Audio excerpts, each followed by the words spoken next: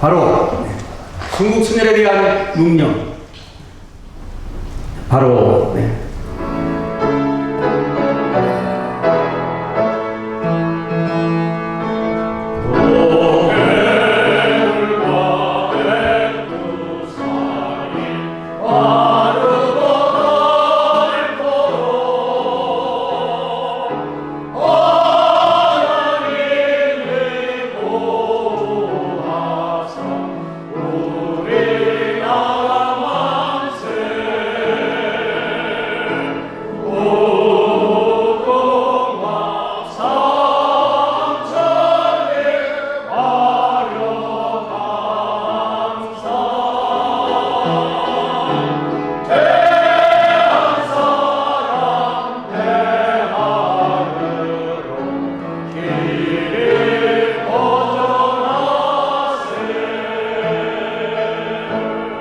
자리에 착석해 주시고요.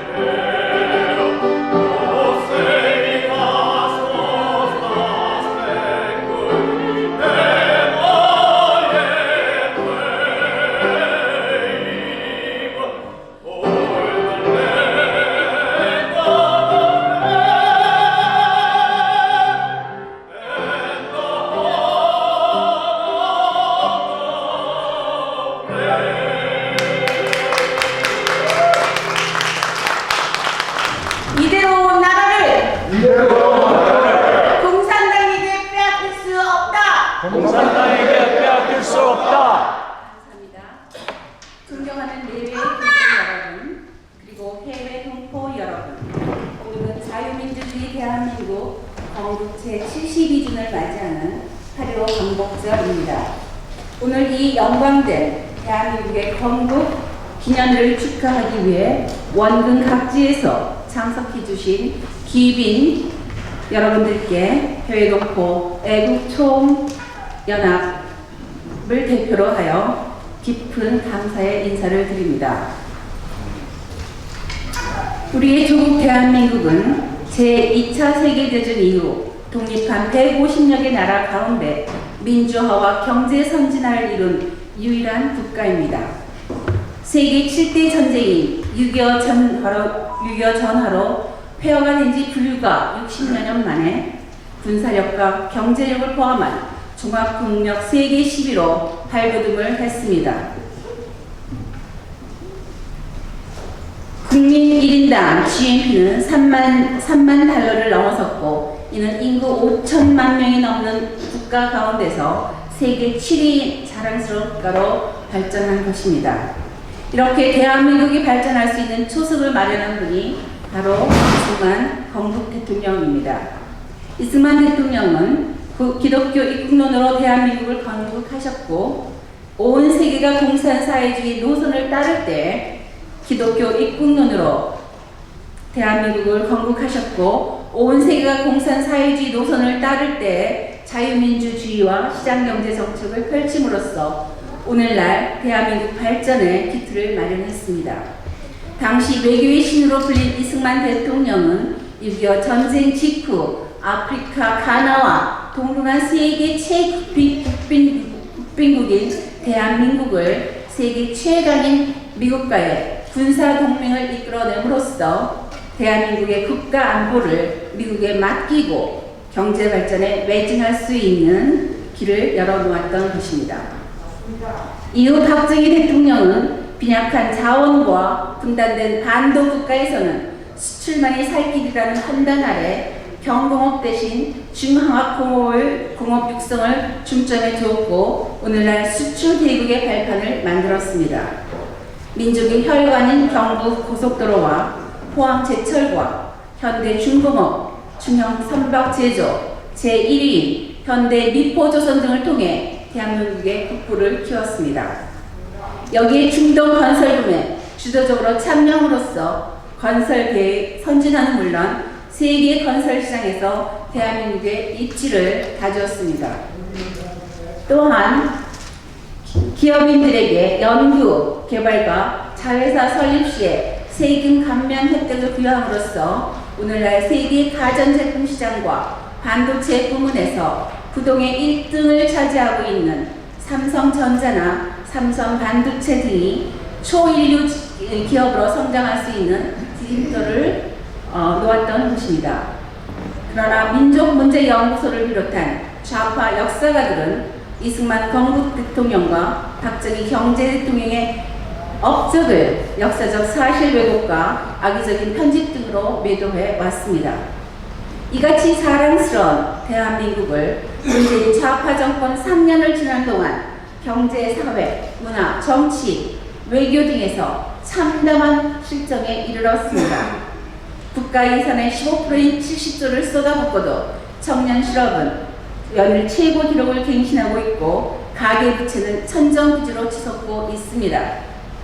서울 등 수도권 지역의 집값 폭등으로 젊은이들의 내 집 마련 꿈은 좌절됐고 소수자 인권 보호란 명분으로 동생의 축제를 허가함으로써 에이즈 환자가 크게 급증하고 있는 사태입니다.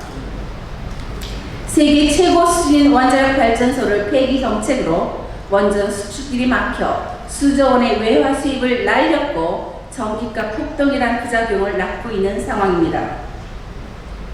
또 적폐몰이를 통해 죄 없는 박근혜 대통령 등 전 정권 인사 70여 명을 감옥에 보내는 역대 최악의 정치보복을 하는 반면 조국, 박원순, 오거돈, 손혜원, 김경수, 이재명, 송철호 등은 비리가 명백히 밝혀졌음에도 불구하고 소위 제19 감싸기를 벌림으로써 사법 정의마저 무너진 참담한 현실을 보게 됩니다. 문재인 좌파 정권은 사실상 행정, 사법, 입법의 3권 모두를 장악하고 역대 최악의 독재 권력이라는 평가를 받고 있습니다. 청와대와 지방자치정부의 행정권을 장악하고 김명수 대법원장을 앞세워 사법권까지 잡아 내 편에게 면죄부를 주는 이른바 내로남불식의 판결을 보이고 있습니다. 또 국회의석수로 입법권까지 틀어주고 헌법위원 시비가 있는 부동산 3법 등의 통과를 강행하는 등 의회 독재도 벌이고 있습니다. 그러나 무엇보다도 심각한 것은 문재인 정권의 친북 친중 반미 반일 정책으로 인한 외교 고립과 국가 안보의 위협입니다. 문 정권은 북한의 핵포기를 앞세워 미국 대화의 중개자를 자처했으나 작금의 현실은 핵무력 완성을 추창하는 북한으로부터의 안보 위협이 크게 증가됐고 미국과 유럽연합 등 자유민주 국가로부터 타깃이 당하는 외교 고립을 초래했습니다. 더욱이 2018년 9.19 남북 군사 합의는 우리의 안보와 정찰 자신의 손발을 묶는 자해행위입니다. 최근에 뼛속까지 종북인 박지원을 국정원장으로 전대협 1기 의장 출신인 이인영을 통일부 장관에 임명함으로써 국가 간 정보 교류의 길을 스스로 막는 참담한 결과를 초래했습니다. 최근 미국은 과거 이데올로기 시절 구소련을 견제하기 위해 만들었던 G7 대신 D10을 만들 계획이라 밝혔습니다. D10은 G7인 미국, 일본, 독일, 영국, 프랑스, 이탈리, 캐나다 등 7개국에 대한민국과 호주, 인도, 자유민주주의 3개국을 포함시키는 것으로 중국을 효과적으로 봉쇄하기 위함과 동시에 중국 공산당 정권을 무너뜨리기 위한 자유민주주의 국가의 연합체인 것입니다. 이는 중국이 대륙 굴기를 선언한 중국의 오만과 도만에서 비롯된 것입니다.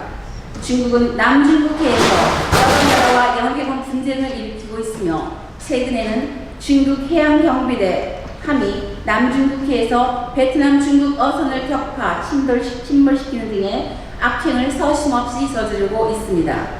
또한 산유국인 중동 국가에 이르는 신실크로드 사업을 벌이면서 경제 협력을 구실로 차원을 준 뒤 갚지 못하면 땅을 빼앗는 등 폐악 행위를 하고 있습니다. 또한 세계 모든 국가에 유학생 영혼을 가장한 산업 시파를 통해 국가 기밀과 핵심 기술을 빼내는 동시에 조직적인 해킹을 통해 국가 전신망의 무력화를 시도하고 있습니다. 이른바 우한 폐렴이라고 불리는 코로나 바이러스 사태도 중국에서 시작돼 전 세계로 펴진 것으로 현재 지구상에서 벌어지는 모든 문제의 대부분이 중국에서 비롯된 것이라는 판단이 평가입니다. 이러한 중국의 폐악취를 봉쇄하기 위하여 미국은 D10 연합체로 중국의 숨통을 더욱 압박해 나갈 계획입니다. 이제 중국은 정치, 경제, 사회적으로 곳곳에서 붕괴되고 있습니다. 미국을 비롯한 많은 자유민주 국가들은 중국 물건에 대해 관세를 대폭 인상함으로써 중국의 산업계가 심각한 위기에 봉착했다는 평가를 받고 있습니다. 또한 80년 만에 최대라는 집중적인 폭우로 이미 5,500만 명의 이재민이 발생했으며 산업된 붕괴가 될 경우 1억 명 이상의 이재민이 발생할 것이라는 예측이 나오기는 상황입니다. 이제 중국의 붕괴와 해체는 확실합니다. 중국의 붕괴는 시간 문제입니다. 중국이 무너지면 북한 문제는 자연 해결될 것입니다. 그러나 문재인 좌파 정부는 그야말 청나라, 러시아, 일본 등 열강 속에서 세계 정치의 흐름을 보지 못하고 갈팡질팡하는 고정과 다를 것이 없는 무능하고 폐악한 독재 정권입니다. 이제 대한민국의 살길은 굳건한 한미동맹이며 D10에 가입을 하여 자유민주주의 국가 연합체들과 동행해야 할 것입니다. 국제정세의 세계 열등과 어깨를 나란히 하여 전진해야 할 것입니다. 우리의 주적은 북한 김정은 정권임을 분명히 알아야 하겠습니다. 북한 주민과 혼돈해서는 아니 되겠습니다. 북한 주민은 우리가 자유통일을 통해 해방시키고 함께 자유와 인권을 누려야 할 우리의 형제입니다. 그러므로 강한 국방력을 통해 북한에 대한 전쟁 억제력을 높이고 공산 흡수 통일이 아닌 자유민주 통일을 일으켜야 할 것입니다. 또한 우리는 건국 72주년 8.15 광복절을 맞이하여 한일 정치에도 반드시 새로운 한일 관계를 맺어야 하겠습니다. 국제 정치에서는 영원한 친구도 영원한 적도 없다라는 말이 있습니다.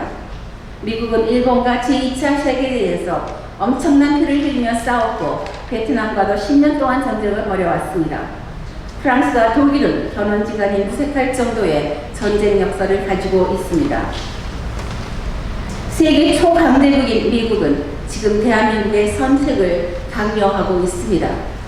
D10에 가입해 대중국 포위망에 설 것인지 아니면 중국과 함께 공멸할 것인지를 무엇보다 국민들의 선택과 적극적인 참여가 필요한 시점입니다.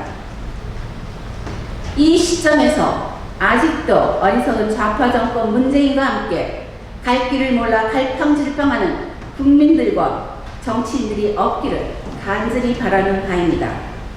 2년이 채 남지 않은 대선에서도 좌파 정권이 이어진다면 대한민국은 더 이상 희망이 없습니다.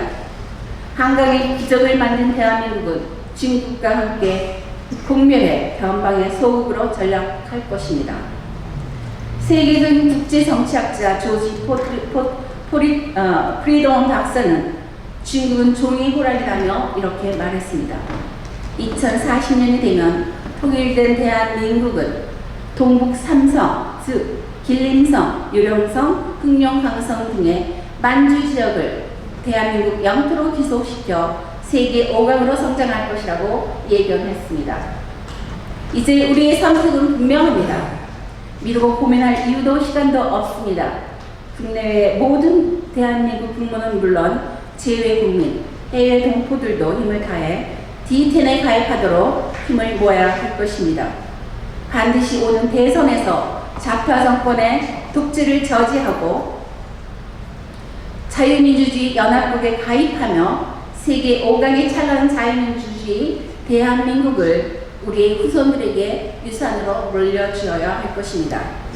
이를 위하여 우리는 투쟁해야 합니다. 평화는 공산당들의 말처럼 그럴듯한 선전에 미사 어기의 말이나 문서로 되는 것이 아닙니다. 오직 강한 군사력과 국민들의 강력한 의지와 정신력으로 주어지는 것입니다. 다시 한번 이 행사에 참석한 모든 분들에게 감사의 인사를 드립니다.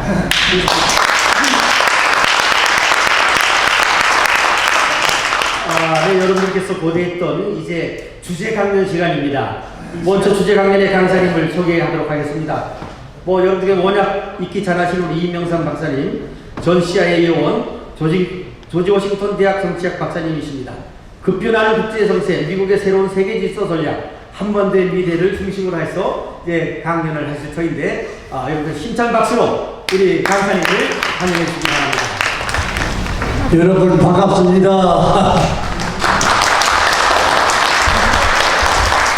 제가 양해를 구하겠습니다. 제가 저고리를 좀 벗어도 되겠습니까? 오늘이 8월 15일 아주 뜻깊은 날입니다. 그렇죠? 뜻깊은 날이에요. 그런데 이 8월 15일을 기념하는 행사가 전국적으로 진행이 되고 해외에서도 이 뉴욕에서 진행이 되고 있는데, 내가 우리나라가 현재 겪고 있는 모든 어려운 문제의 근원이 8월 15일 행사를 제대로 지키지 못하는 데에서 시작이 됐습니다. 시작이 됐어요.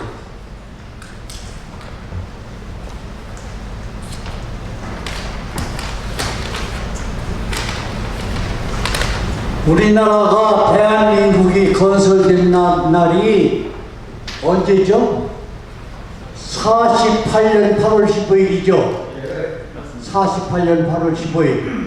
그런데 우리나라가 건국이 된 것은 김구 주도의 상해 임시정부의 공로의 결과입니까? 아니면 미국이 태평양 전쟁에서 승리했고 이승만 박사가 40년간 미국에서 외교 활동하고 독립투쟁한 결과입니까? 어느 쪽입니까? 후자죠? 네. 맞죠? 네. 그런데 대한민국이 탄생한 이후에 48년 8월 15일 대한민국 건국 기념일을 한 번도 안 지켰어요. 한 번도 지킨 역사가 없습니다. 45년 해방 기념일만 지켰어요. 광복절. 건국 기념일을 지킨 일이 없어요. 우리나라 역대 정부가 그렇게 대한민국 위대한 정부가 탄생이 됐는데도 왜 우리나라의 자랑스러운 건국을 자랑할 쪽을 모르고 지킬 쪽을 몰랐습니까? 48년 8월 15일 건국 기념일을 지킬 일이 없습니다. 그러니까 빨갱이들이 얕보고서 우리나라를 괴롭히는 거죠. 그렇죠? 네. 그래서 지금부터라도 우리나라 과거 역대 정부가 잘못했고 좌파 정부가 잘못했지만은 우리가 지금부터라도 대한민국 정부가 새로 정돈이 되면은 48년 8월 15일 건국 기념일을 헌법에 명시하고 꼭 지켜야 됩니다. 그렇게 하고 내가 금년이죠. 금년 2월 15일 날 광화문에서 강연을 했는데 그랬습니다. 정부가 무슨 짓을 하건 말건 3월 26일 날 이승만 박사의 탄신을 국격일로 지킵시다. 정부가 말을 하거나 말거나 우리는 금년부터 계속 3월 26일 날 태극기를 걸고 우리 국민은 이승만 박사의 탄신을 국경일로 지킵시다. 저 이제 박수를 쳤거든요. 그래서 오늘 이 자리에 모신 여러분에게 제가 간곡히 부탁합니다. 우리는 이승만 박사에 의한 대한민국의 건국을 길이 기념하고 기대해야 됩니다. 그렇죠? 네. 그런데 요즘 얼마 전에 그 통일부 장관에 임명된 이인영이라는 사람이 있죠. 네. 그 사람이 전대협 초대 의장입니다. 그 사람이 새빨간 빨갱이에요. 근데 그 사람이 김구를 우리나라 국부로 하대요. 김구를 국부로 하자고. 말 됩니까? 안 됩니까? 안 되죠? 상해 임시정부는 요인 3분의 2 이상이 친소 성향으로 구성됐습니다. 친소 성향으로. 근데 김구 주도로 임시정부의 공로로 대한민국이 독립되고 정부가 수립됐다고 하면은 우리나라는 반드시 사회주의 국가가 됐습니다. 맞아요? 틀려요? 맞죠? 그런데 이승만 박사가 상해 임시정부의 초대 대통령을 역임합니다. 초대 대통령을 역임하는데 그때 무슨 일이 있었는 거니? 소비에트 연방, 소련에서 상해 임시정부에다가 200만 루블을 경제 지원하겠다고 했어요. 공산국가에서. 그러니 이 박사가 절대 반대했습니다. 절대 받으면 안 된다고. 그런데 그 중에서 60만 루블이 들어왔어요. 상해 임시정부 부자로. 들어오니 김구 주도의 상해 임시 요인들이 그 돈을 어떻게 썼는지 기록이 없습니다. 누가 어떻게 먹었는지 썼는지 그 돈이 어떻게 아직까지 역사에 기록이 없어요. 이승만 박사가 생각할 때 상해 임시정부 가지고 안 되겠다. 도저히 안 되겠다. 그래서 그분이 미국에 건너가서 그때부터 미국에서 이 박사가 독립운동을 투쟁하기 시작했습니다. 이름을 역사를 잘 알아야 돼요. 그래서 이 박사의 40년 공로에 의해서 대한민국이 건국이 됐는데 왜 대한민국 건국을 기념을 하지 않습니까? 대한민국이 잘못한 게 많아요. 지금 우리나라에 이루어지는 모든 어려움이 있죠? 벌을 받고 있습니다. 지금. 이 박사의 공로를 제대로 챙기지를 못한 거예요. 이 자랑스러운 대한민국 건국을 왜 지킬 줄을 모릅니까? 지금 우리나라 겪고 있는 어려움이요. 이 박사를 죽이는 데서 벌을 받고 있습니다. 이 박사님은요, 위대한 선지자였습니다. 나는 강연할 때마다 그럽니다. 이 박사를 하나의 이게 정치가나, 예? 정치가로 독립투사로만 보면 안 됩니다. 이 박사는 전 세계가 인정하고 몇 세기를 통해서 한 분이 나올까 말까 하는 위대한 선지자였습니다. 미쳤습니다. 소련이 붕괴할 때에 1989년도 소비에트, 스프림 소비에트 당내에서 강연할 때에 고르바초프 대통령이 공산주의 독소와 모순을 비판을 했어요. 강연에서. 그게 아시죠? 페레스트로이카, 그라스노스 했죠? 그런데 이승만 박사는 1924년도에 발표한 논문에 공산당 당부당이라는 논문을 썼을 때 그때 공산당의 모순과 독소를 다 지적했거든요. 공산주의 종족인 소련의 대통령 고르바초프가 이 박사는 66년 전에 이 사실을 알았다는 얘기예요. 그런 이 박사를 계속 죽이고 있습니다. 계속 죽이고 있습니다. 우리 미국에서는 조지 워싱턴 대통령의 생일을 기념을 합니까? 안 합니까? 하죠? 우리도 당연히 이승만 박사 국부를 모시고 기념을 해야 되는데 아직도 안고 있어요. 이거 잘못하면 우리가 깨달아야 됩니다. 이승만 박사와 우리나라 현대사에 큰 그림이 세 개가 있어요. 큰 그림이. 첫째 큰 그림. 몇천 년 동안의 왕정 국가를 이승만 박사가 국민이 나라의 주인이 되는 민주주의 국민국가를 세운 그 위대한 사건입니다. 그래서 미국의 모든 학자들이 뭐라고 하냐면 이승만 박사는 조지 워싱턴, 제퍼슨 대통령, 아브라함 링컨 대통령 세 사람을 합한 것보다 더 위대한 대통령이라고 미국이 집단했습니다. 알겠어요? 이 박사는요, 조지 워싱턴, 내가 다닌 학교가 조지 워싱턴, 거기서 학사를 끝냈어요. 하버드에서 석사했죠. 프린스턴에 박사했죠. 미국의 최고 수재들도 박사학위 따는 데에는 9년 내지 12년이 걸려요. 9년 내지 12년. 그럼 이 박사가 어떻게 했냐? 5년 동안에 세계 학위를 다 땄습니다. 5년 동안에. 우드로 윌슨 대통령이 프린스턴 대학교에 총장할 때에 그 박사학위를 받았는데, 프린스턴 대학의 학생 기념관에 뭐라고 써있는지 아세요? 본교가 배출한 최고의 위대한 인재는 싱만기라고 되어 있습니다. 박수 좀 쳐봐요. 이런 분이 우리나라 대통령이, 우리나라가 세계에서 밑바닥 같은 나라가 세계로 호령할 만한 나라를 세우는 기초공사를 이 박사를 아직도 우리나라에서는 죽이고 있습니다. 김구는 살리고 이 박사는 지금도 죽이고 있어요. 그걸 제대로 온 정치가나 학자들이 없었다는 얘기예요. 우리는 이걸 깨달아야 됩니다. 그래서 앞으로 대한민국이 정돈이 되면은 역사를 새로 써야 됩니다. 이승만 박사가 한 업적 가운데 가장 위대한 업적이 뭐죠? 가장 위대한 업적이야. 소 목사님, 소 목사님 어디 계셔? 이 박사님이 한 업적 가운데 가장 큰 업적이 뭡니까? 한미동맹입니다. 한미동맹이죠. 한미동맹이 없었다라고 하면은 대한민국은 존재하지도 않고, 존재해서도 어디 어떻게 망했을지 모르는데, 미국이라는 나라의 강대한 힘을 빌려서 우리나라가 지금까지 버텼고, 우리나라가 성장했고, 위대한 나라가 됐는데, 그 배경 얘기를 좀 볼게요. 미국이 고마운 나라요? 고맙지 않은 나라요? 고마운 나라죠.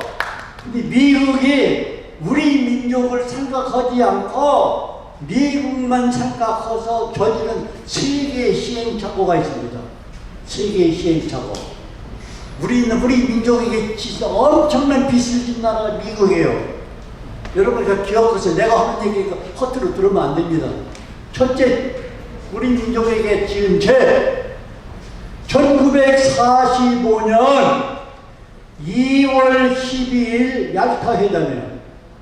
얄타 회담에 소련을 끌어들여가지고 태평양 전쟁에 끌어들여서 일본에게 선전포고 해달라고, 미국이 너무 힘들으니까 했거든요. 얄타 회담이거든요. 얄타 회담 덕분에 소련이 일본에게 선전포고를 안 했는데 8월 8일 날 나가사키 히로시마의 원자폭탄이 떨어지는 걸 보고 일본이 망할 것이 거의 확실하니까 얌체스럽게 그때 선전포고해가지고 8월 8일 날 대선전포고에서 일주일간 참전하고 연합군 행사를 한 거예요. 그 바람에 남북이 분단이 된 겁니다. 분단이 되는데 얄타에 대해 무슨 얘기를 하는지 아세요? 만약에 일본이 항복하면은 소련군 최전방에서 반경을 긋고 미군도 최전방에서 반경을 꺼가지고 일본군 부장해제하자. 그런데 일본이 8월 15일 날 해방을 항복선을 하니까 미군의 최지상군이 오키나와예요. 그리고 소련군의 최전방이 청진이야. 그러니까 한반도는 제주도까지 소련 관할구역이 되고 일본 본토는 미군 관할구역이 돼서 부장해제를 하는데, 이때에 백악관에서 대통령 석권 국무장관으로 여러 그 주요 인사들이 회의할 때에 우리나라를 살려준 유인이 있는지 여러분 기억하세요. 우리나라 그때 얄타 회담 이후에 소련군이 내려오는데, 그때 그대로 얄타 회담의 약속대로 한다고 하면은 우리나라는 공산국가가 됐습니다. 그렇죠? 그때에 미 육군의 작전국 정책과라는 게 있는데, 작전국 정책과의 과장이 찰스 본스틸 대령이에요. 그 양반이 옛날에 사성장군을 8군 사령관들 지냈죠. 문안 쪽 가렸던 장 기억나세요? 문안 딱 가렸던 찰스 본스틸 대령, 천임 장비가 딘 러스크 중령이, 이 두 사람이 한반도 지도를 들고 일개 미국은 대령적으로 쫄병이더라고. 별도 큰 소리 못 치는 나라야. 상관들이 너무 많은데. 승낙도 없이 대통령이 주재하는 회의장문을 열고 뛰어들어갔습니다. NO! 소련군이 더 이상 내려오면 안 됩니다. 우리가 얼마나 많은 희생을 했는데, 우리가 이 태평전쟁에서 얼마나 많은 희생을 했고, 우리 젊은이 전사를 했는데, 우리가 죽 서서 개를 줘요? 한반도가 공설화되도록 소련군이 제주도까지 가도록 내둡니까? 안 됩니다! 그러니까, 야, 이 새끼, 이가 뭔데 여기 들어와? 그런 얘기 하니까 대통령이 들어보니까, 이 말이 맞다, 이게. 그럼 어떻게 되겠느냐? 더 이상 내려오면 안 됩니다. 일단 정길까지 왔으니까, 더 이상 내려오면 안 되니까, 이걸 대책을 세웁니다. 그래서 그것이 38도선입니다. 그것이 미국이 고의적으로 한 얘기는 아니지만 잠깐 역사의 아이러니인데 우리 민족에게 빚을 진 큰 시행착오거든요. 약하다. 두 번째, 1950년 정월달에 애티슨 국무장관이 극동 방위선을 끊는데 아라스카 RS에 저 열도하고 일본하고 이렇게 싹 필리핀을 걷는 선을 긋고 이것이 미국의 극동 방위선이다. 한반도가 빠져버렸어요. 그러니까 북한의 기세가 옳거니 때가 됐구나 이제. 미국은 한반도에 관심 없어. 우리가 이제 이참에 한반도 전부 남반도까지 공산화하자. 그래서 6.25 사변입니다. 미국이 고의적으로 한 건 아니에요. 그러나 그때에 미국이 우리 민족에게 빚을 졌습니다. 애치슨 날. 세 번째, 6.25 사변 때 전쟁이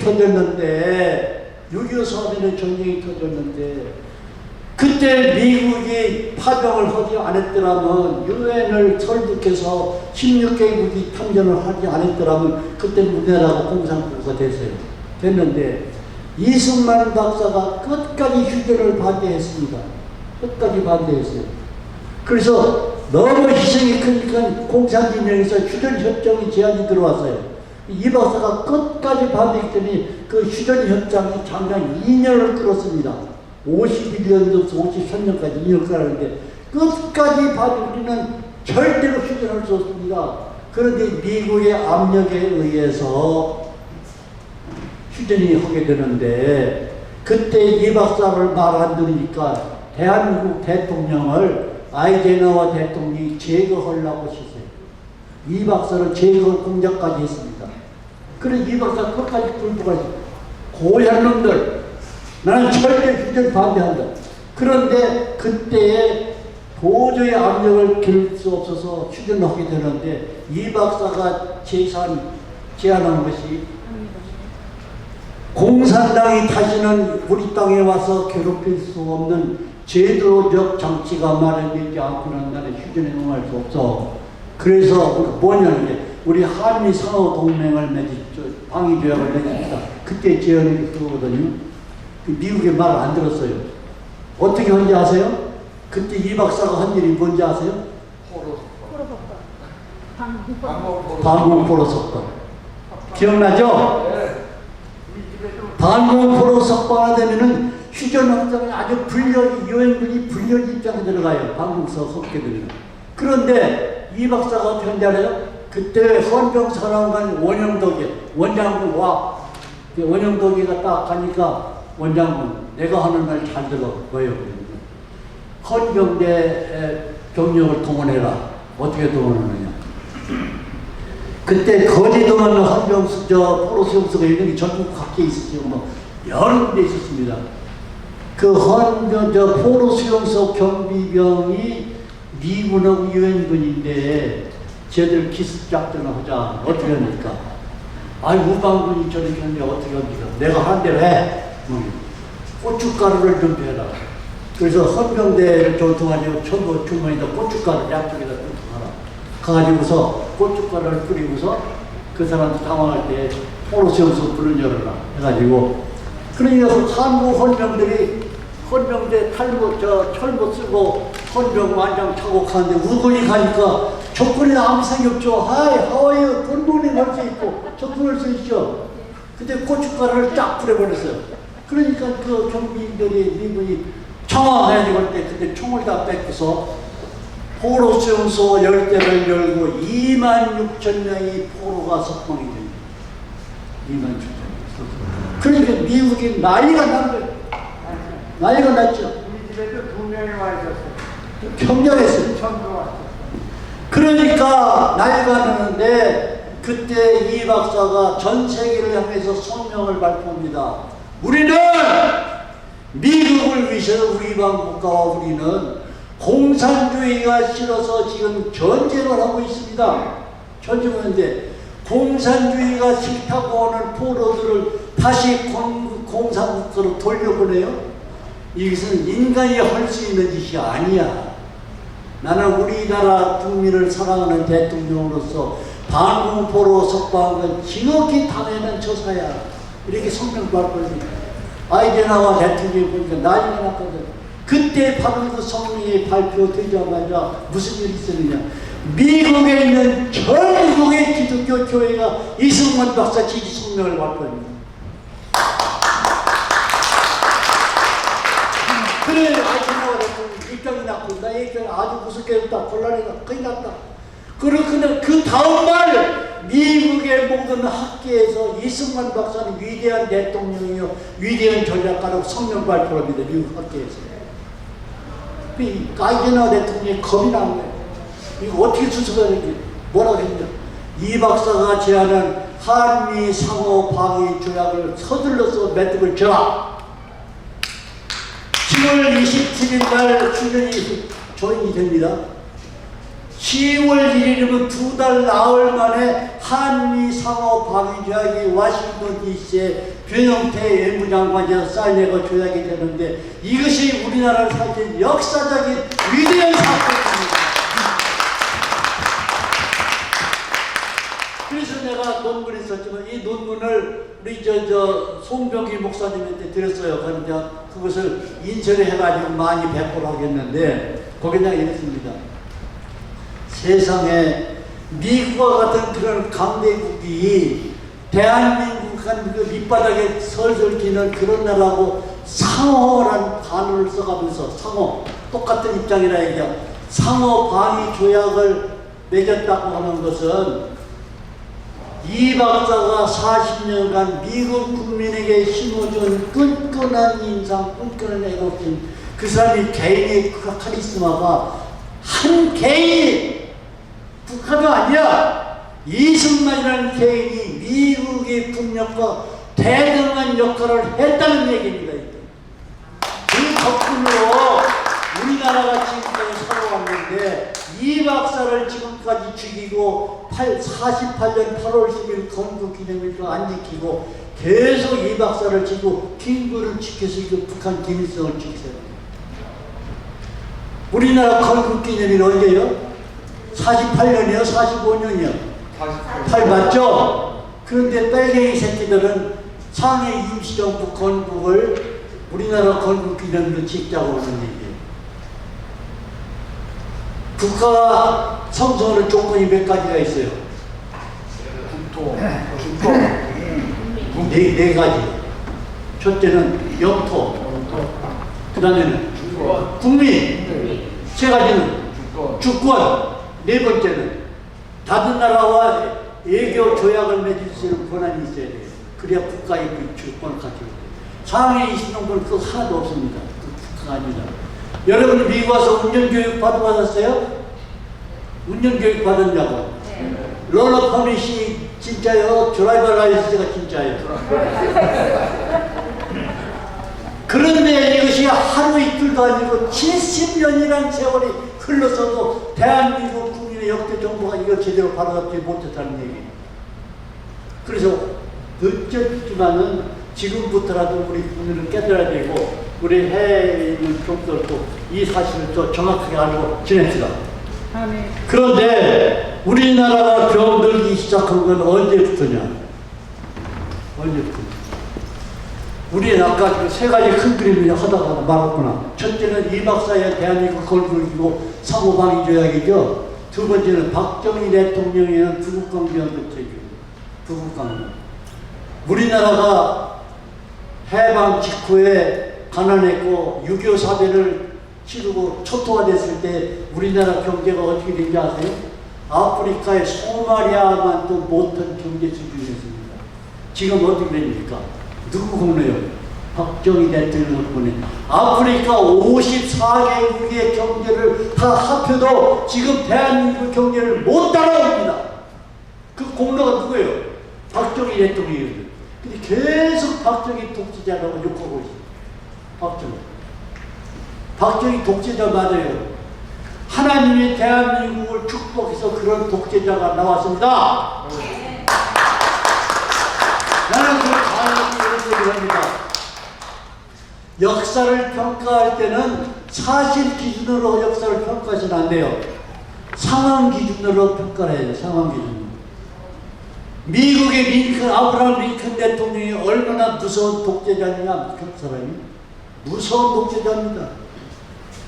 미국의 남부의 11개 주가 커먼웰스 독립하려고 할 때, 미국을 분리하려고 할 때에 노예 해방을 반대하고 분리하려고 할 때에 링컨 대통령이 미국의 300개 신문사 다 문 닫아버렸어요. 원로 탄압했습니다.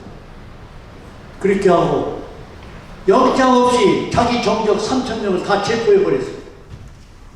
상권 분리 국가에서 대법원장이 너희 새끼 까부는 감옥에 집어넣고 공갈쳤습니다.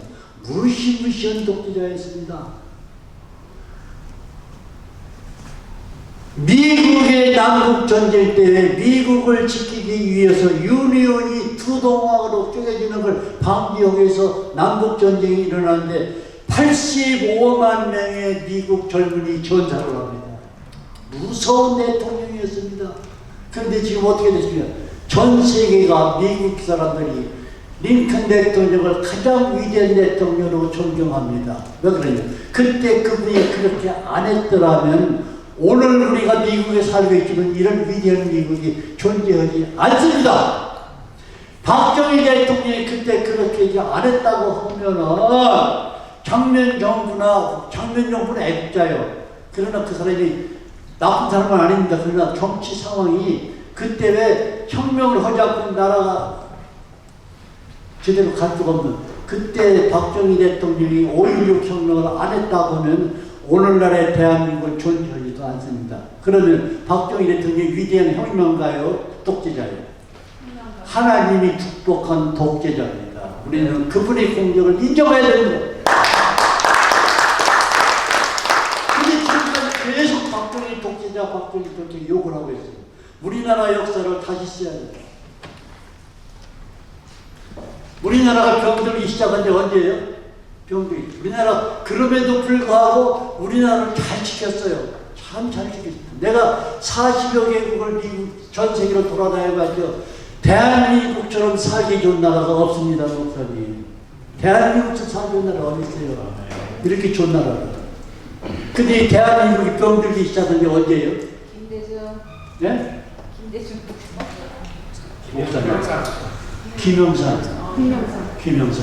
김영삼이 죽었을 때 국장을 치르고 민주투사가 죽었다가 한국에서 요란 법석을 떨고 그럴 때예요. 내 마침 서울에 있었습니다. 내가 교회 다니면서 강연할 때요. 뭐라 그래? 나는 김영삼 욕을 했습니다. 다니면서 강연을 김영삼 욕. 우리나라를 망친 사람이 김영삼이요. 어떠냐? 김영삼이 대통령 취임사에 뭐라고 한지 아세요? 나는 죽을 때까지 얘기해 주면 돼요. 민족은 이념에 무선한다 그랬어요. 민족은 이념 무선. 공산주의도 좋으니까 북한은 우리 동포야. 그러니까 이념 같은 거 따지지 마. 끌어안자. 이게 대통령 취임사에 그 말이 나옵니다. 민족은 이념에 무선. 이거 잘못된 거예요. 그때부터. 그때 그 대통령 취임사를 쓴 사람이 누군지 알아요? 김정남이하고 전병민이라는 두 사람이 있었는데 다 북한 간첩들이거든. 노태우 대통령 때에 정교조 선생을 다 몰아내고 못 뺏겼어요. 김영삼이 취임하니까 다 불러들였습니다. 그 사람이 뺄갱이는 아닙니다, 김영삼이. 근데 멍청한 대통령이에요, 멍청한 대통령. 뺄갱이는 아니에요. 멍청해요. 그 사람이 잘못 6가지 지적합시다. 첫째, 정교조 불러들인 거 잘못이죠. 그렇죠? 네. 맞아요, 틀려요? 맞아요. 두 번째 뭐예요? 그 사람이 우리나라의 IMF를 초래한 경제를 망가진다는 사람이 장관들이나 여러 사람들이 말을 들었다는 그런 상황이 안 왔답니다. 김영삼이가 너무 목소리 IMF 그 고난을 외쳤어요. 두 번째. 세 번째 뭔지 아세요? 세 번째. 94년도에 클린턴 대통령이 북한의 영변의 핵시설을 폭격하려고 전쟁 준비를 다 했습니다. 나는 그때 서울 대사관에서 근무할 때인데 내가 서울 대사관의 정무관으로 있을 때인데 나는 그때 대사관 직원들이 전부 밤중에 철수하는 교육도 다 받고 훈련도 받고 미국 시민들에게 여권회의소에서 빨간 바퀴 붙이는 전부 전쟁 준비를 하고 있었어요. 그것을 김영삼이하고 카터 대통령이 막았습니다.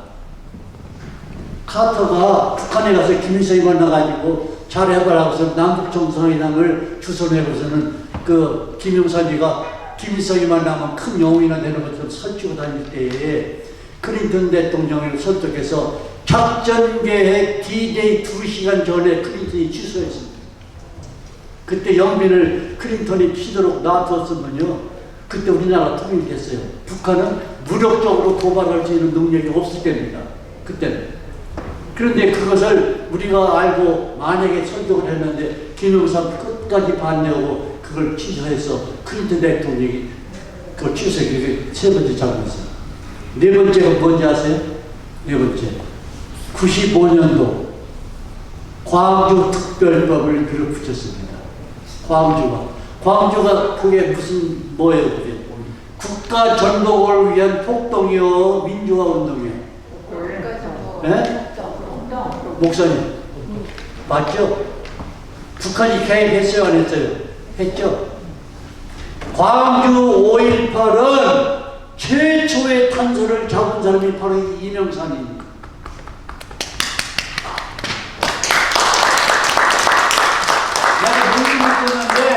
광주 문제를 갔었는데 한국에서 광주 문제를 다루는 쌍벽이 있습니다. 하나는 김한원 박사고 하나는 이명삼 박사예요.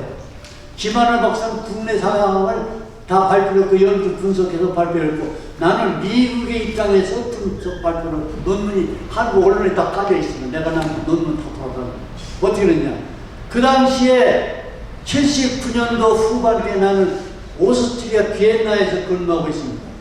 오스트리아 비엔나 근무할 때에 무슨 정보가 들어오는 거니 북한에서는 17공수여단이 지금 맹 훈련을 합니다.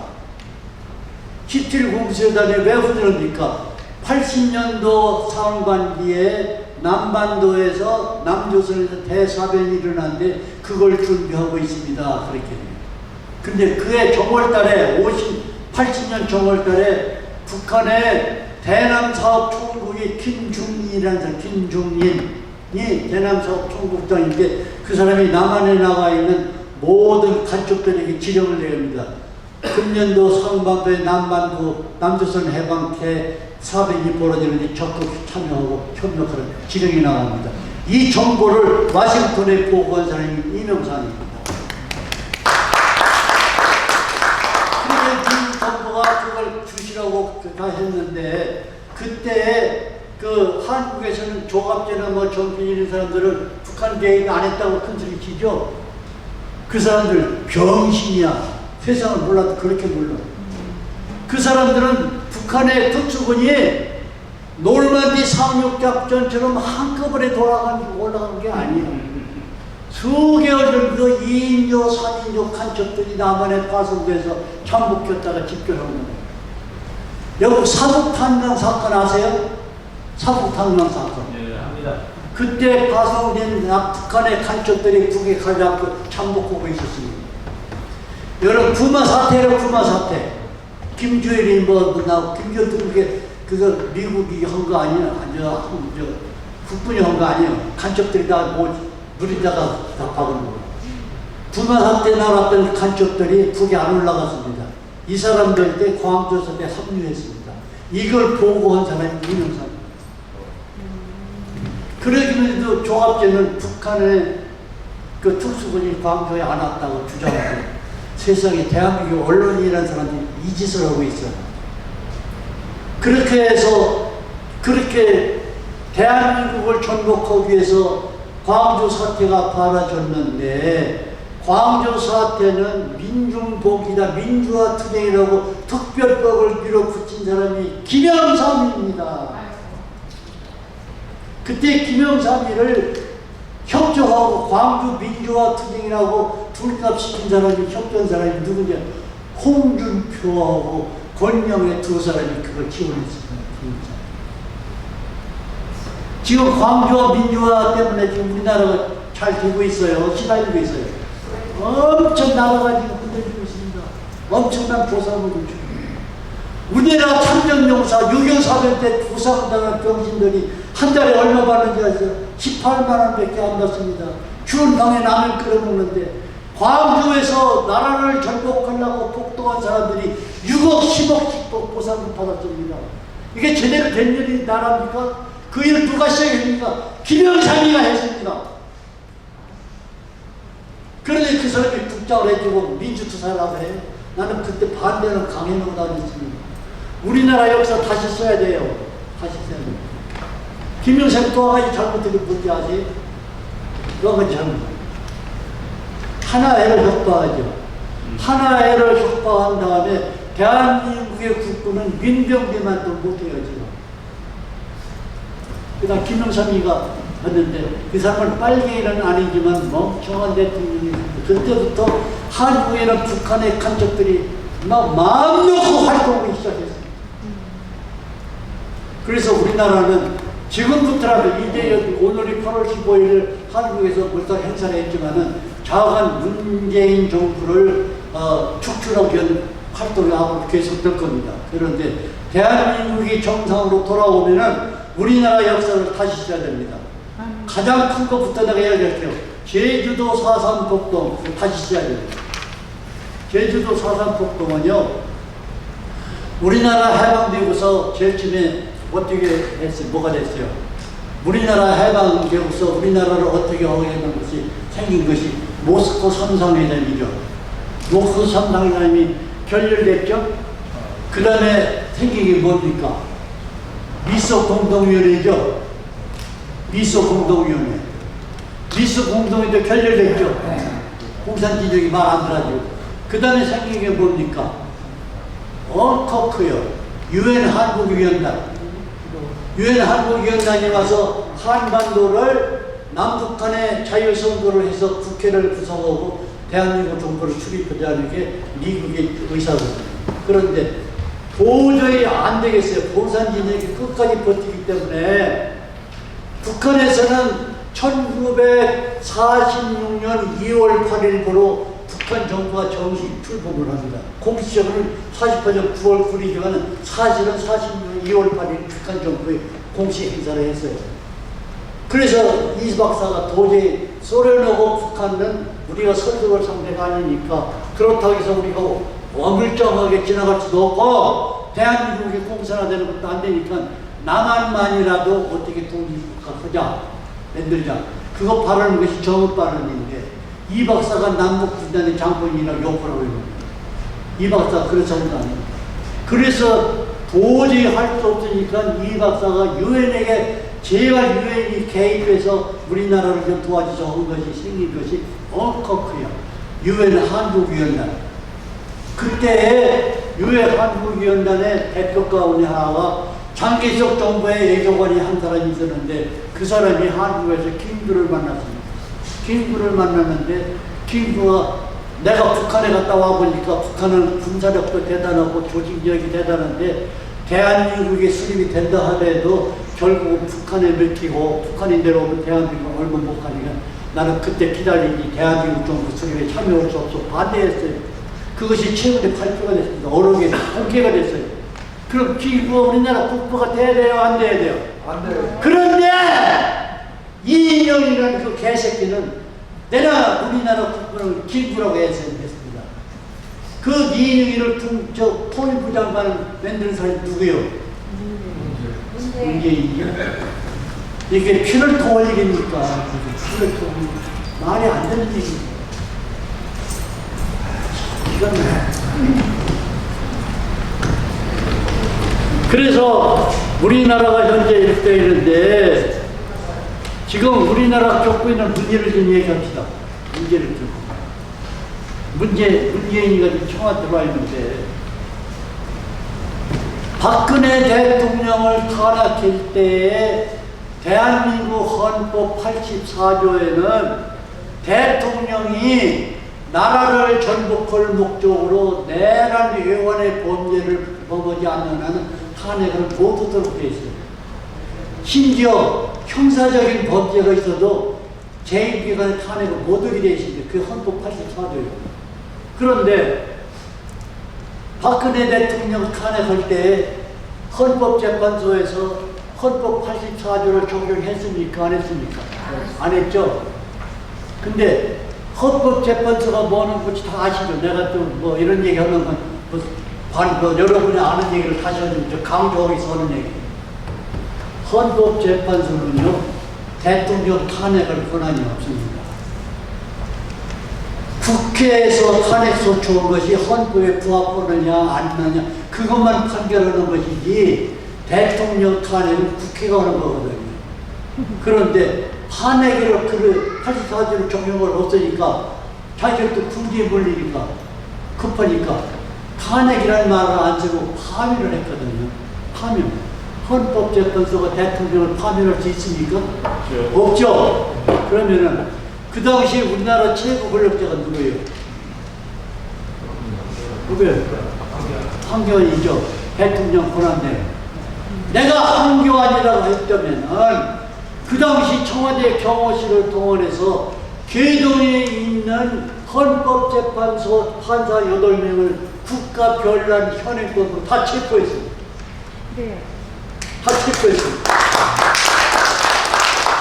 그런데 황교안은 그 일을 안 했습니다. 아까 뭐라고 하니 헌법재판소의 결심을 우리가 승복하자고 승인을 했습니다. 그 중앙선거관리위원회가 차기 대통령 선거 절차를 발표하고 있어요. 이 황교안이가 제대로 된 사람이 안 되는데 내가 만약에 대통령이 대한민국의 통치자가 된다고 하면은 그건 뭐 도저히 있을 수 없는 그냥 미국 시민이고 나이도 많기 때문에 있어. 그런 가정에서 만약 그렇다고 하면은 내가 대한민국의 통치자 되면요 초형 제1번지가 황교안입니다.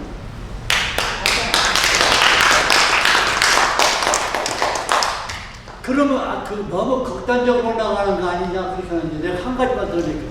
황교안이가 광교에 가면 임을 위한 행진곡을 부릅니다. 임을 위한 행진곡이 무슨 노래예요? 김일성 찬양하는 노래입니다.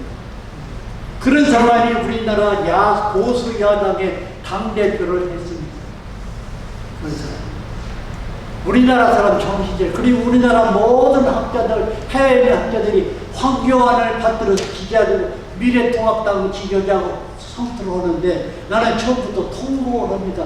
우리 국민들은 진짜 병신을 멍청이 부르고 그게 있어서는 안 되는 일입니다. 근데 좋은 사람이다.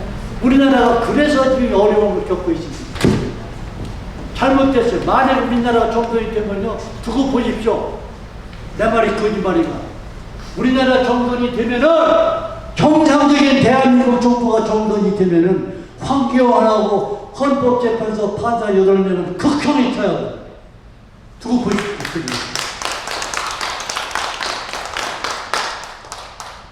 그래서 우리나라가 현재 겪고 있는데 막바지에 와 있어요. 지금 문재인 축출하고 위해서 지금 많이 활동을 하고 있는데 우리나라 행정부, 입법부, 국회, 사법부, 언론, 종교계 모든 국민이 반수 이상이 빨갱이 물들어가지고 나라가 시끄러운데 아직도 공산화가 되지 않은 것이 2군데가 있습니다. 2군데가 있어요. 교회. 교회가 아직 완전 빨갱이를 독려하는 교회도 많지만은 아직까지는 기독교가 한국을 지키고 있습니다. 또 한 군데는 뭐예요? 한미 동맹이 지키고 있습니다. 대한민국에서 무슨 일이 벌어진다고 미국은 절대로 한국의 공산화되는 것을 좋아하지 않습니다.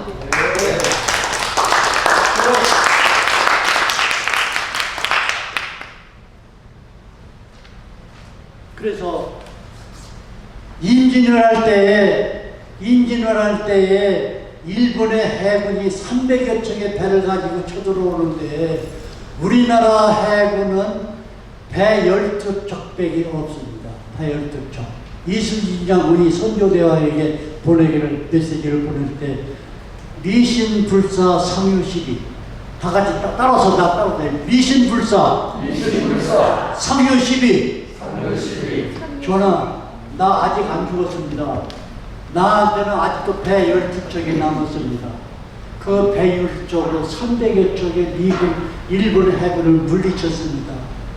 우리 이 뉴욕에 있는 애국동지 여러분들, 대한민국에 있는 모든 기독교 목사님들, 피눈물을 흘리면서 기도하는 장로님들, 지사님들, 미신불사 성의시비 아직 우리 쪽에는 배가 12척이 남았습니다. 이 힘으로 우리나라를 지킬 것입니다. 왜냐하면 하나님이 우리의 손자이십니다. 절대로 한국이 아무리 어려워도 실망하지 말고 포기하지 마십시오.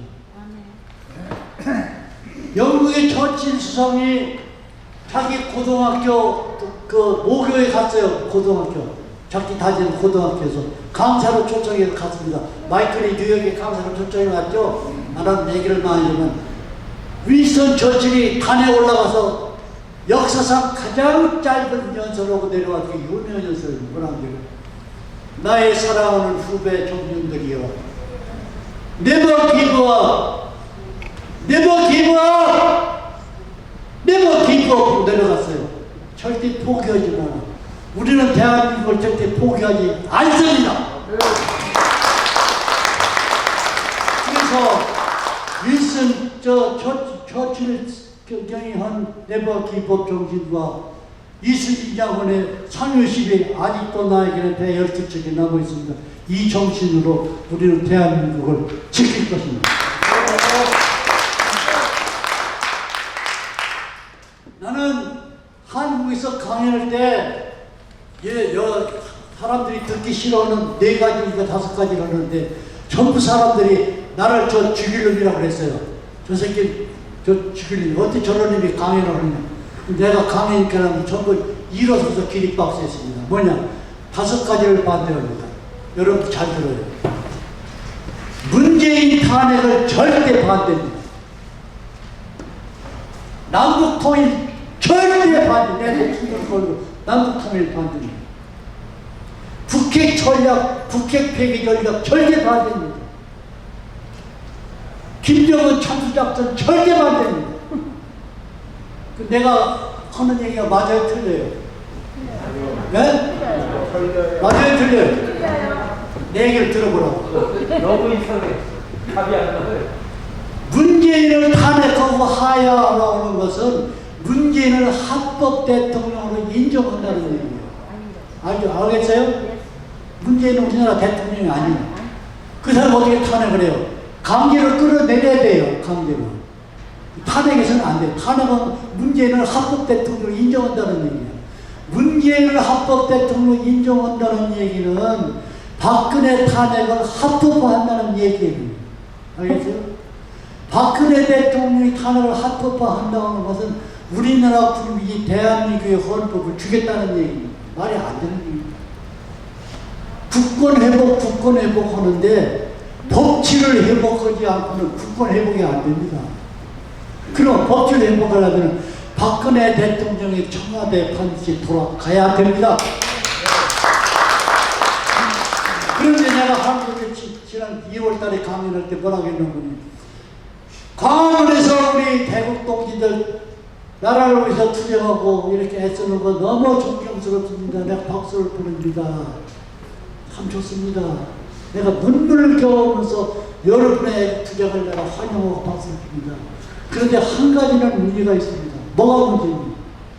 우리가 타고 있는 배가 엔진 소리가 요란스러워요. 엔진 소리가 요란스러운데 내가 타고 있는 배 행선지가 어딘지 확실치가 않아요. 제주도로 가는 배인지 홍도로 가는 배인지 대마도로 가는 배인지 엔진 소리는 시끄럽고 요란스러워 나는데 이 배가 어디 가는 행선지가 아직 몰라요. 괜히 소리만 지르는 거예요. 문재인 타도 문재인 내려와 문재인 죽일로 이거만 하는데 문재인 다음에 우리나라가 어떤 정부로 갈 것인지 그런 블루프린트가 없어요. 이게 문제입니다. 뭐라고 그러는지 아세요? 물론 애국자들이 많아요. 박근혜 대통령 문제를 정확하게 얘기하면 나처럼은 있지만은 거의 우리나라 현재 정치 활동의 대세의 흐름이 박근혜 대통령 탄핵은 접고 새 판을 짜자는 것이 현재 대세의 흐름입니다. 이게 잘못됐습니다. 우리나라가 정상인 나라로 다시 복귀하려면 반드시 박정희 대통령은 평안에 복귀해서 남은 임기를 채워야 됩니다.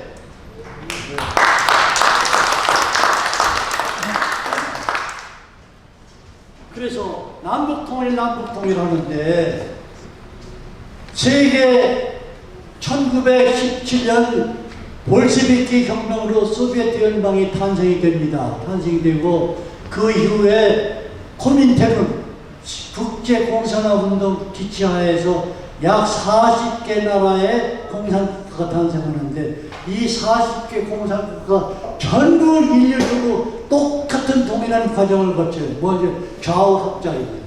좌우합작. 김구가 평양에서 김일성이 만난 것도 좌우합작이죠. 김대중이가 6.25 선언하고서 평양에 가서 한 것이 좌우합작이죠. 노무현이 가서 14.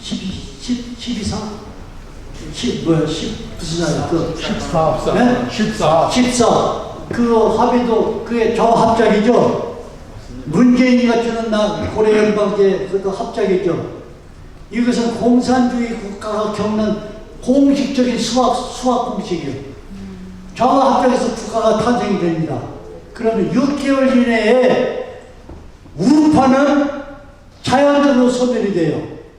암살하거나 죽거나 귀신도 몰라게 없어지거나 작은 우파는 다 없어지고 좌파가 대세를 잡는데 좌파도 다 똑같은 좌파가 아니라 색깔을 달리하는 여러 좌파가 이렇게 코리션 정부를 세우는데 1년 이내에 핵심 정당 하나만 낳고 나머지 다 숙청돼요. 그 과정을 다 거쳤어요. 북한도 그랬어요. 북한도 연합파 숙청했죠. 국내파 숙청했죠. 갑산파 숙청했죠. 소련파 숙청 다 숙청하고 김일성 세력으로 남죠. 그것을 하려고 시도한 사람이 김구예요. 김대중이고 노무현이고 지금 문재인.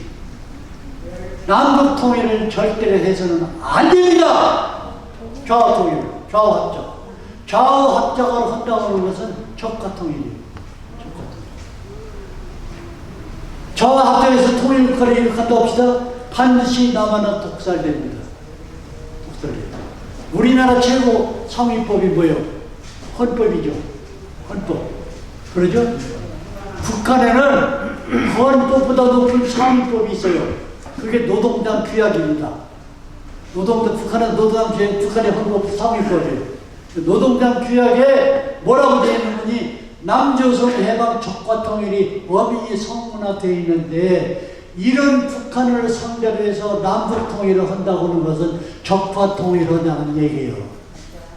내가 이걸 반대하거든. 적화 통일 절대 남북 통일은 용어도 쓰지 말라고 그랬어요. 강의 용어도 쓰지 마. 어떻게 되냐? 북한 해방 통일을 해야 됩니다. 김일성 일가에서 시달리는 우리 민족을 해방하고 통일해야지. 김일성 집단하고 협상을 해서 통일해? 이건 있어서는 안 돼요. 그러니까 지금부터 여러분도 절대 남북 통일한 말을 쓰지도 말아요. 북한 해방 통일이에요. 김일성 집단은 특별 대상이 이제 통일 협상 대상이 아닙니다. 근데 그것을 적극적으로 하려는 사람들이 지금 문재인 집단이 그 짓을 하고 있는 거죠. 내 말이 남북 통일 반대 기운을 하겠죠? 그래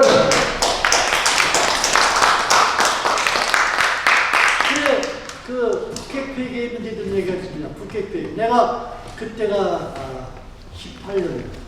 2년 전에 3.1절 행사에 호주 시드니에서 강의를 했어요. 호주 시드니에서 강의를 하고 돌아오는데 내가 서울에 왔다는 걸 어떻게 알고 영국에서 기자 5명이 와서 나를 만나 서울까지. 내셔널 지오그래피가 내가 미국 거줄 알았더니 영국 거더라고. 내셔널 지오그래피. 영국에서 내셔널 지오그래피에서 텔레비 방송을 하는데 그 기자들 3명하고 카메라맨들한테 5명이 나를 인터뷰, 장장 3시간을 인터뷰. 그것을 영국에서 편집을 해가지고 방송에 나갔어요. 그러니까 대히트했습니다. 내가 무슨 얘기 하는지 알아요? 내가 하는 얘기 재미있는 분에게 박수 많이 쳐. 내가 하는 얘기 잘 들어라. 내가 지금부터 하는 얘기 이게 기자들이 카메라맨이 다 이렇게 찍고 기자들은 이제 적고 그러고 나는 이제 답변하고 그러고. 당신들 44번 시외버스라는 얘기를 들어본 일이 있어? 없다고 그래. 뭐 그게 무슨 얘기인지 모르는데 내가 얘기해. 지금부터 내가 하는 얘기를 잘 들으세요. 44번 시외버스라는 것은 장기석, 국민정부 장기석 그때 냈는 단편 영화인데 그 영화 제목이 4회 44번 시외버스예요. 그 4회 44번 시외버스에 운전기사가 미모의 여자야. 미모의 여자. 당신만큼 이뻤어. 그런데 가다 보니까 청년 3사람이 탔어요. 근데 알고 보니 이 청년 3사람이 깡패야. 차가 가는데 차를 세우고 그 여자를 끌어내리고 숲속으로 들어와서 강간을 해. 3사람이. 깡패사, 그 운전기사, 그래서 강간을 해. 꼼짝 당하죠. 당하는데 승객 가운데 청년한 사람들에서 쫓아가서 그걸 말려고. 그러는데 깡패는 직사하게 얻어맞아. 얻어맞아 칼을 찔러가지고 피가 흘리고 난리였어. 그런데 그 성추행을 끝나고서 다 돌아와. 운전사는 운전석에 앉고 깡패도 타고 청년도 타고 하나 조금 가다가 운전사가 차를 딱 멈추고 그 청년 보고 당신 내리시오. 깜짝 아니 왜요? 내리라면 내리시오. 여보 배은망덕도 분수가 있지. 당신을 위해서 내가 얻어맞고 칼이 찔렸더니 빨리 병원에 가야 하는데 내가 여기서 내리면 어떡합니까? 그 운전사가 뭐라냐? 무슨 말이 그렇게 막 내리라면 내려? 당신 안 내리는데 차 안 가고 여기를 딱 끄고 차를. 그때 승객이 수십 명이 탔어. 뭐라고 하지? 야 이 새끼야 빨리 내려. 너 때문에 우리도 못 가잖아. 그래서 강제로 그 청년을 끌어내려.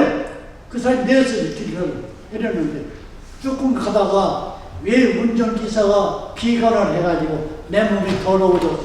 나는 살 수가 없어. 자살을 해요. 100여 미터 떨어진 남떨어진 버스가 추락을 합니다. 운전사도 죽고 깡패 3사람도 직살하고 거기 탄 승객 수십 명도 다 몰살을 해버려요. 얘기 다 끝났어. 당신들 이게 무슨 얘기냐 아냐고 그렇게 답변을 못하고 기자가 편을 들어서 내 말을 더 이상 기다리려고 그러는 거예요. 지금 유엔이나 미국이나 영국이나 자유세계가 입만 벌리면 인권 입만 벌리면 평화예요. 당신들이 버스의 승객하고 똑같은 점이 당신하고 틀린 점이 뭐가 있어? 북한에서 2,300만의 동포가 우리 국민이 저렇게 시달리고 공산당한테 시달리고 김일성 일가에서 시달리면서 짐승만도 못한 비참한 상황을 것이 7년도 아니고 일주일 아니고 70년 동안이 지나면서 당신들이 한 게 뭐가 있어? 한 가지도 한 게 없잖아. 당신들이나 버스 승객이 수십 명이나 다 똑같은 일은 북핵폐기 너들 다칠까 없어 고작 한다는 게 북핵폐기야? 말도 안 되는 얘기야. 북한의 독재 체제를 폐기해야 돼. 핵폐기가 문제가 아니야. 그것이 영국에서 방해된 대히트. 그때부터 내 말이 들어갔는지 어쩐지 미국의 트럼프 대통령이 대독 전략의 색깔이 싹 바뀌기 시작하는데 북핵 폐기는 북한을 때려잡는 수단에 불과하지 북핵 폐기가 최종 목표가 아니에요. 북한 체제를 전복하는데 트럼프의 전략이 그렇게 바뀝니다. 너들 인권 부러지는 너들 44번 버스의 승객하고 똑같은 인간들이야. 핵은 무섭고 북한 사람들이 2,300만이라는 사람들이 저렇게 시달리고 사는데도 그게 아무 관심도 없냐? 너들이 또 그러고 이걸 또 부르질 것이냐? 그것이 세계 전략을 대북 전략을 바뀌는데 큰 역할을 했다는 걸 내가 자부하고 있습니다.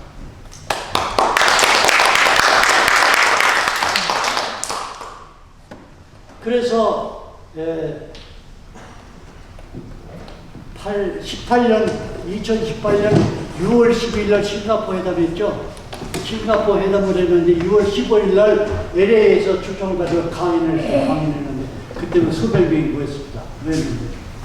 그런데 그 싱가포르 회담이 두리뭉실해가지고 뭐가 혹시하는 게 없었죠. 적당히 협조한다 그런 것이 그 핵폐기 문제도 불합탄도 없고 뭐 협조하는 정도로 두리뭉실.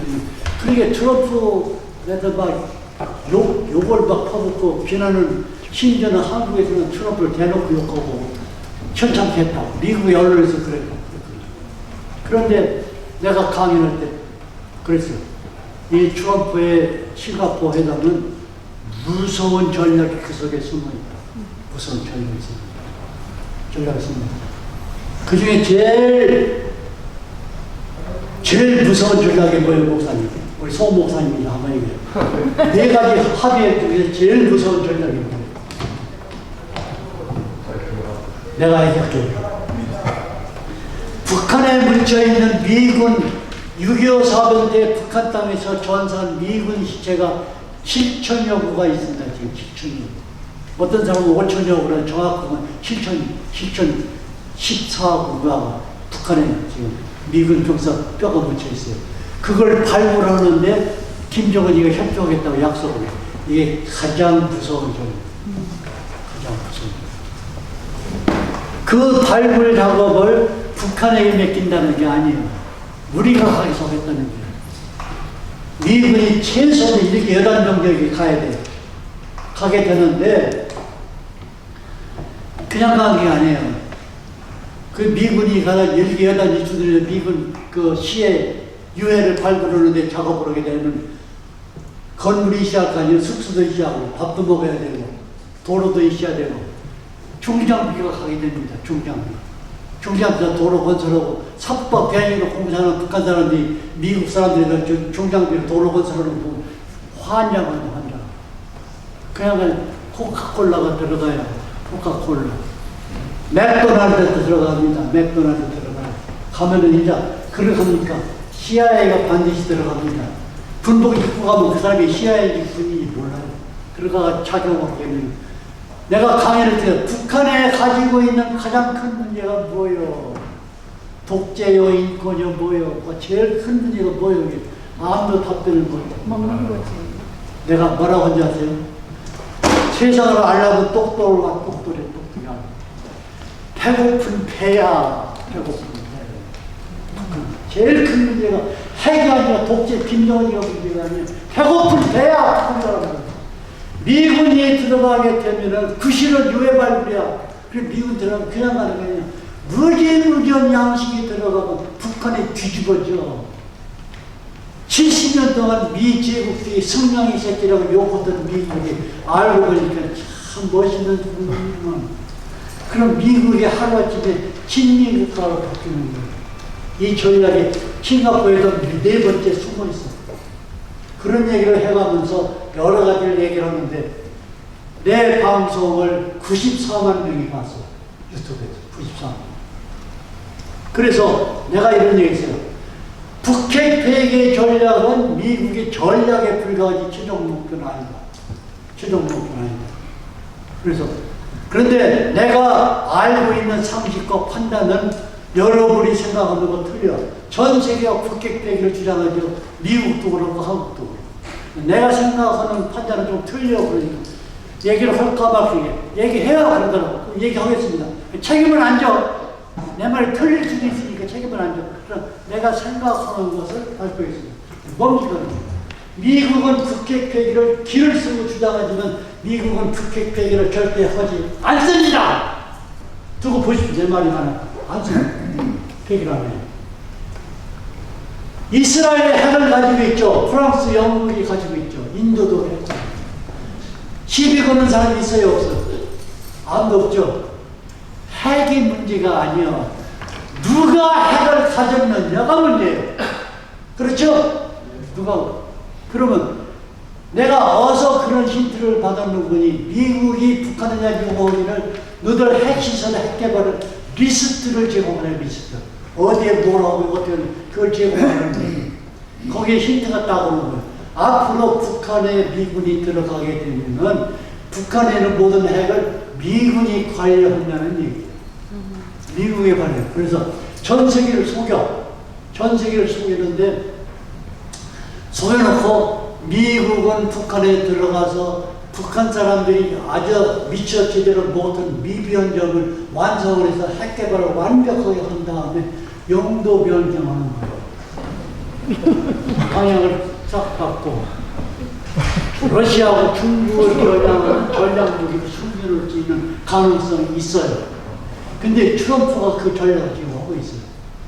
그래서 싱가포르 회담 때 직후에 그 뭐라고 했는지 나한테 들려오는 얘기가 미국에 돌아오니까 트럼프 대통령을 기자들이 막 욕하고 비웃고 막 시아카시하고 그러지. 세계 최강국의 대통령 당신이 뭐가 아쉬워서 그 불량국가 북한의 김정은 조카뻘이가 되는 등을 쓰다 넘어가면서 악수하고 잘한다고 칭찬하고 그게 뭐는 짓냐고 웃기는 짓 아니냐고. 그러니까 트럼프가 뭐라고 하지 않아요? 내가 생각해도 참 웃기는 짓이야. 그런데 외교나 정치를 하다 보면 그런 웃기는 짓이 꼭 필요할 때가 있어. 그런 얘기를 했거든요. 근데 나한테 메시지가 탁 오는 거야. 야, 저 사람 무서운 사람이야. 무서운 사람. 그래서 기자 모든 학자들이 트럼프는 정치 경력이 없는 사람이 돈 벌었죠. 부동산 이거 뭐가 돈을 많이 벌었죠. 경제적으로 부실이거든요. 그냥 IQ가 154야. 돈에 대해서는 뭐 누구도 따라할 수 없는 아주 천재적인 머리가 있어요. 그러니까 정치 좀 알라고 양서 10권을 읽으시고 정치에 대해서 공부 좀 하시고. 트럼프 다 읽었어요. 무슨 책이 제일 재밌고 좋을까 인상이 좋으니까 손자의 병법이라고. 손자의 병법. 나도 그 즉시에 그 얘기가 들어오자마자 아라스카 있을 때 도서관에 가서 손자 병법 영어로도 책이다. 사다가 읽어봤어요. 읽어봤는데 거기에 핵심이 5가지가 있어요. 이렇게 두꺼운 책이 어디 다 얘기해. 한 달에 출력이 핵심 5가지 있어요. 뭐야? 1번 목사님 제일 처음에 뭐냐? 1번이 성동격사야. 성동격사. 소라는 동쪽에서 피우고 공격은 서쪽에서 오는 거야. 이게 손자의 병법이 1번지야. 두 번째, 적을 속이려면 아군을 먼저 속여야 돼. 적을 먼저 속여. 아군을 먼저 속여. 그 다음에 나의 본심을 적당히 알아서는 안 됩니다. 허튼 소리를 하라 얘기야. 허튼 소리. 엉뚱한 소리도 하고 병신짓도 좀 하고. 그래 상대방이 혼란을 일으켜. 저 사람이 작전이 뭔지 전혀 알 길이 없어. 이것도 같고 저것도 같고 뭐 혼란해. 네 번째는 적을 제패하지 않고 설득해서 제압하는 것이 순대의 병법이 네 번째 전략이야. 다섯 번째는 적을 아군으로 우군으로 만들라. 이게 다섯 번째 전략이야. 지금 트럼프가 북한 대북 전략이 손자의 병법이 손자의 병법. 그래 트럼프가 북핵을 폐기해가지고 강력히 주장하죠. 북한의 레짐 체인지 하게 주장하죠. 그 어떤 데는 김정은 칭찬하고 나하고 뭐 연애하는 사이야 뭐 이런 식으로 해가지고 뭐 유도탄 발사해도 그거 별것도 아니야. 어느 나라도 다 헐ță 이런 일이니 뭐 시끄럽게 소란다고 괜찮아. 신경 쓰지 마. 북한 편을 들어주거든. 그러니 사람들이 트럼프 저거 병신 아니야 저거. 저 사람 밑에가 큰일 나겠네. 난리를 피거든. 손자의 병법이야. 저걸 갖다 혼란시키네. 내 본심인데 내가 전략이 뭔지 저기 알 수가 없어. 그 조갑제나 정기제 같은 사람은 트럼프 막 욕하는데 그 사람들 머리가 병신이 같은 세상을 몰라. 내가 뭐라고 하는 거니? 당신들이 가면은 뭐 서울의 안경을 쓰고 세상을 보는데 이 이명산 박사는 와싱턴의 안경을 쓰고 세상을 보는데 내 말 들어줘. 그때 박수 치고. 트럼프가 지금 손자의 병법을 쓰고 있습니다. 심지어는 존 볼튼도 속았어요. 존 볼튼도 속고 미국도 속고 시진핑도 쏘고 북한도 남은 쏘고 트럼프의 전략이 뭔지 아무도 몰라. 엉뚱한 소리에 어떤 때는 북한을 쳤다가 어떤 때는 깠다가 어떤 때는 킥쳐냈다. 어떤 때는 스그시 후퇴하는 척했다. 뭐지 트럼프 머릿속에 무슨 전략이 있으면 상대방이 모르는 거야. 혼란스러워. 이것이 트럼프의 전략. 그리고 트럼프가 그렇게 하는데 트럼프를 제대로 아는 사람이 미국에 몇 사람이 있어요. 폼페이오 장관하고 이번 신임 안보 보좌관 몇 사람 알고 있는데 존 볼턴이 해고됐죠. 쫓겨났죠. 존 볼턴이 최근에 회고록을 썼어요. 회고록을 썼는데 그것이 문제가 돼가지고 미국에 좀 시끄러웠습니다. 트럼프를 막 공격하는 아주 불리한 입장에 몰아넣는 요인이 됐어요. 존 볼턴의 회고록이. 근데 존 볼턴은 그 사람의 대북 전략은 내가 100점 만점으로 찬양을 해. 박수를 쳐. 존 볼턴의 대북 전략은 100점 만점으로 줘요. 왜냐? 북핵 문제, 북한의 외진 체인지, 북한의 인권 문제, 모든 문제는 미국이 트럼프가 하는 식으로 그렇게 해서는 안 된다. 뭐냐? 대한민국 주도로 남북 통일이 답이다. 그랬거든요. 100점 만점이야. 안 그래? 남한 주도로 북한을 통일하면 다 해결되는데 뭐 이렇게 11시간이나 그런데 그 존 볼턴의 대북 전략은 100점 만점. 내가 논문을 써서 한국에 프레스에 논문 돌아다니고 있어. 그런데 그 다음 주에 내가 뭐라고 했지? 트럼프의 전략은 125점이에요. 왜 125점? 트럼프는 북한 문제를 해결하는데 한반도에서 피냄새를 맡고 싶지 않아. 피냄새를 맡고 싶지 않아. 왜 그러냐? 아까 우리 회장님이 아까 여기서 조지 프리드만이 한 얘기를 말씀하시더라고. 향후 2030년 이내에 만주, 삼성, 윤영성, 김일성, 홍용화상의 대학 통일한국 영토가 된다고 예언을 했다는 그 얘기를 했는데 미국의 전략이 서 있어. 앞으로 새로운 트럼프의 국제 전략의 캐치프레이즈가 있어. 캐치프레이즈. 새로운 세계 질서. 새로운 세계 질서. 새로운 세계 질서를 하기 위해서는 두 가지 장벽을 넘어야 돼. 두 가지 장벽. 뭐냐?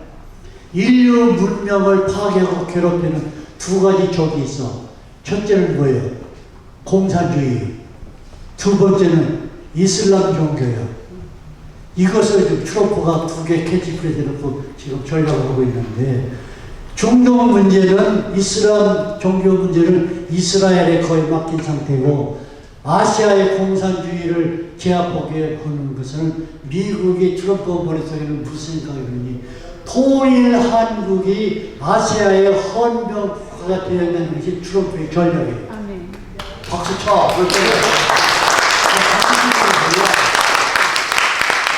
트럼프 머릿속에 들어있는 전략은 통일 한국을 아시아의 공산주의를 제압하는 헌병국가를 만든다는 게 트럼프의 전략이에요. 그런데 내가 이런 얘기를 하거든. 김정은 참수작전 반대한다고 했죠? 김정은 참수작전 반대하면 김정은이 참수작전 하려면 몇 시간 문제야. 이락에서 이란에 가서 참수작전을 했죠. 시간 문제라고. 맘만 먹으면 몇 시간 됐으면 그거 왜 안 해? 안 한 이유가 있어. 김정일을 죽이고 북한에 피를 흘리고 들어가면은 미국은 점령군이 돼. 그러나 북한에 피를 흘리지 않고 설득을 해서 공작을 해서 북한을 접속하게 되면은 미국은 평화해방군이 되는데 앞으로 통일 한국을 다스리는데 가장 유리한 전략이 거기에 있어요. 그래서 왜 그렇게 하는 거니? 왜 일본도 있는데 왜 구태여 한국이냐? 그 여러분 잘 알아야 돼. 독일 통일될 때에 독일 통일을 최대한으로 반대한 사람이 영국의 대처 수상이야. 대처 수상인데 그때 부시 대통령을 찾아가가지고 독일 통일해서 안 됩니다. 영국이 독일한테는 얼마나 지긋지긋하게 시달렸으면 독일 통일을 반대하는 거야. 그 부시 대통령이 말 안 들으니까 고르바초프에 가 찾아가 그걸 가지고 내가 무슨 힘으로 그걸 막습니까? 대세 흐름이 그렇게 되는데 나는 힘이 없으면 그 미국이 다시 갔어. 부시 대통령이 그러니 부시 대통령이 가 미국의 팔이 왜 두 개인지 아십니까? 하나는 독일의 목을 딱 쥐고 하나는 일본의 목을 딱 쥐고 일본과 독일은 앞으로 인류 문명이 존속하는 한은 우리 세계를 괴롭히는 일은 없을 겁니다. 우리가 지금 안심하죠. 그러니까 대처수상이 독일 통일을 찬성하는 독일이에요. 그럼 일본이 아니고 왜 통일한국이냐? 일본은 진중한 폭격의 원죄가 있어. 일본을 지금 미국이 키워주고 보호하고 있지만 필요한 만큼만 해. 더 이상은 안 해. 일본이 강국이 되면요, 미국에 다시 도전할 수 있는 잠재력을 가지고 있는 나라예요. 안 돼요. 그러나 미국 이야기는 지금까지 2차 전쟁 이후에 대한민국을 치러보니까 가장 쓸만한 나라가 대한민국이에요. 그래서 대한민국을 통일 한국을 하기 위해서 지금 대북 전략을 하고 있는데 대북 전략이 북한 핵폐기 실용 목표가 아니고 남북 통일이 다음 목표예요. 남북 통일이 최종 목표가 아닙니다. 남북 통일을 하는 이유는 한반도 통일 한국이 아시아에 미국의 전략적 교두보를 만들어서 헌병 국가를 만드는 것이 미국의 트럼프의 전략, 머릿속의 전략. 그래서 저렇게 하고 있는 거예요. 그렇게 하고 있는데 지금 그 전략을 최초로 시작한 사람이 우리나라 역대 대통령이 많이 있지만은 18대 대통령은 박근혜 대통령이 처음으로 북한 해방 전략을 숨어서 시작했어요. 국가 비밀이지만 야를 알고 지나간다. 그런데 그것이 무서우니까 박근혜를 강제로 끌어내는 겁니다. 그래서 어떻게 통일 한국만 된다는 게 그것이 뜻나냐. 통일 한국이 헌병국가 역할을 하려면 국력이 시작할 거 아니에요, 국력을. 그래서 미국 정부가 박근혜에게 약속한 것이 두 가지가 있어요. 대한민국 국력을 키우기 위해서 앞으로 대한민국의 현재 분단 상태이지만은 대한민국이 가지고 있는 첨단 기술이 미국, 독일, 일본, 영국 어느 나라 따라올 수 없는 첨단 기술이 이 선진국이 따라올 수 있는 첨단 기술이 대한민국이 수십 가지가 있습니다. 그것만 가지고 안 돼. 그래서 주장한 것이 박근혜 대통령이 정책에 뭐예요? 창조 경제를 부르짖었죠. 창조 경제. 거기에 다 연관이 돼 있어요. 미국이 박근혜 대통령에게 약속한 첫째 약속에 앞으로 통일되면은 세계 방위산업 수주국가, 대한민국의 제1 수주국가가 되도록 우리가 지원하겠다. 이렇게 약속합니다. 두 번째 약속. 우리가 무슨 수를 해도 중국을 때려잡는데 중국을 때려잡은 다음에는 세계 소비재 시장의 상품이 메이드 인 차이나 상품인데 앞으로는 통일된 후에 북한 땅에다 공장을 지어가지고 소비재 상품을 북한에서 수입하겠다 하게. 그러면 중국은 자유적으로 망하고 한국은 경제 강국이 되는 거예요. 이런 계획이 어느 한 사람이 머릿속에서 난 게 아니라 여러 수뇌들이 다 이게 토의가 된 얘기야. 골드만삭스 할래? 골드만삭스가 뭐라고 얘기했는데 2050년이 아니라 2050년 이내에 한국은 미국을 제외한 세계 2등 경제 강국이 된다는 걸 예언을 했어요. 박수! 이것이 트럼프 대통령의 머릿속에 들어있는 전략인데 지금 우리나라가 잘못하는 건 여러 가지가 있어. 뭘 몰라. 한참 몰라. 내가 또 지나간 얘기 또 하나 해야 돼. 시간이 조금 지나도 너무 자꾸 인내하고 들어주세요. 8.15 해방 때가 8월 15일 날 됐죠? 8월 15일. 그런데 일본이 패망하기 직전에 농촌에 다니면서 막 목화 공출해라, 쌀 받쳐라, 녹그릇 받쳐라, 배지 다 했잖아요. 그런데 면석이 한 사람이 한국 사람이야. 일본 사람도 아니고. 한국 사람이 8월 17일 날 해방돼 이틀 후에요. 8월 17일 날 우리 동네 와서 목화공주라고 설치고 다녀. 일본에 주려고 목화공주. 근데 그 사람 이름이 별명이 꽁닥이야. 꽁닥. 직상에 얻어맞아. 그러니 해방돼 이틀이 지나도 뭐가 뭔지 모르고 일본에 바지 목화공주로 나온 거야. 지금 문재인이가 하고 있는 짓이 그 짓 하고 있어. 문재인이가 꽁닥이야 지금. 세상이 어떻게 돌아가는지 모르고 지나고 있어. 그러나 결국은 문제는 얼마 못 갑니다. 우리가 신심을 갖고 계속 애국 투쟁을 하는데 우리가 해야 할 일이 있어요. 우리가 미국의 그 한반도 정책 가운데 꼭 여러분이 알고 해야 할 게 미국의 그 한반도 정책을 어떤 학자가 보면 린치핀이라는 린치핀이 뭐냐면 린치핀. 부르마가 지나가면은 브레이크를 걸죠. 브레이크를 거는데 뭘 누르잖아요. 그게 린치핀이요. 린치핀. 국제 질서를 다시 유지하는데 한국은 린치핀이다. 그런데 많은 사람들이 한국에서도 그렇고 내가 강조를 했지만은 아이고 문재인 이제 꼴보기 싫으니까 저 미군이 철수할 거야.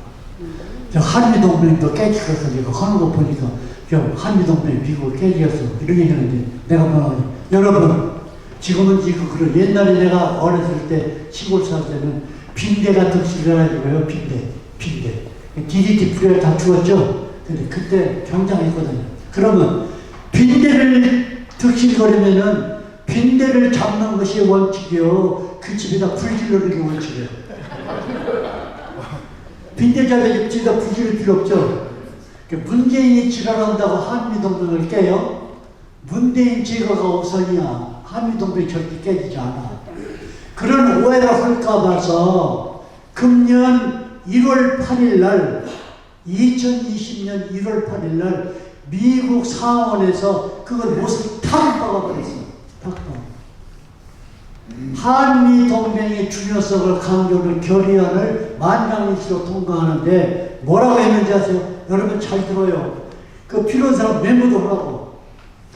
우리 한미동맹은 미국 정부가 중요시하는데 상해 정 임시정부에 의해서 독립된 나라가 아니고 48년 8월 15일 이승만 박사에 의해서 건국한 대한민국과의 한미 동맹이다. 이런 걸 딱. 문재인 너 저리 가라. 야, 너 우리 동맹이 아니다.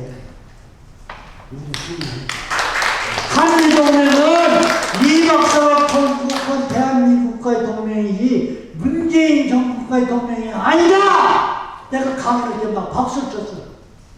그게 이 상원에서 결의했어. 두 번째, 한미 동맹은 자유민주주의, 시장경제, 인권, 법치 이 네 가지 가치관을 공유하는 기조에서 동맹을 유지한다고 돼 있어요. 그럼 문재인은 너 저리 가라는 얘기야. 문재인은 그거 하나도 없거든. 그래서 대한민국과 가진 대한민국동맹은 이승만 박사가 돌아가시기 오래지만 그 동맹은 영원히 미국과 존재하는데 미국은 그걸 파괴하지 않는 걸 1월 8일 날 상원에서 못을 탁탁 박아놨어. 얼마나 멋있는 일이에요. 세 번째, 한국은 앞으로 새로운 세계 질서를 유지하는데 불아파는 빠지고 남미도 아프리카도 빠져. 아프리카, 남미 또 불아파 빠져서 인도 태평양 지역의 모든 국제 질서와 안전을 유지하는데 절대적으로 필요한 파트너다 그랬어요. 한국이 그렇게 돼 있어요.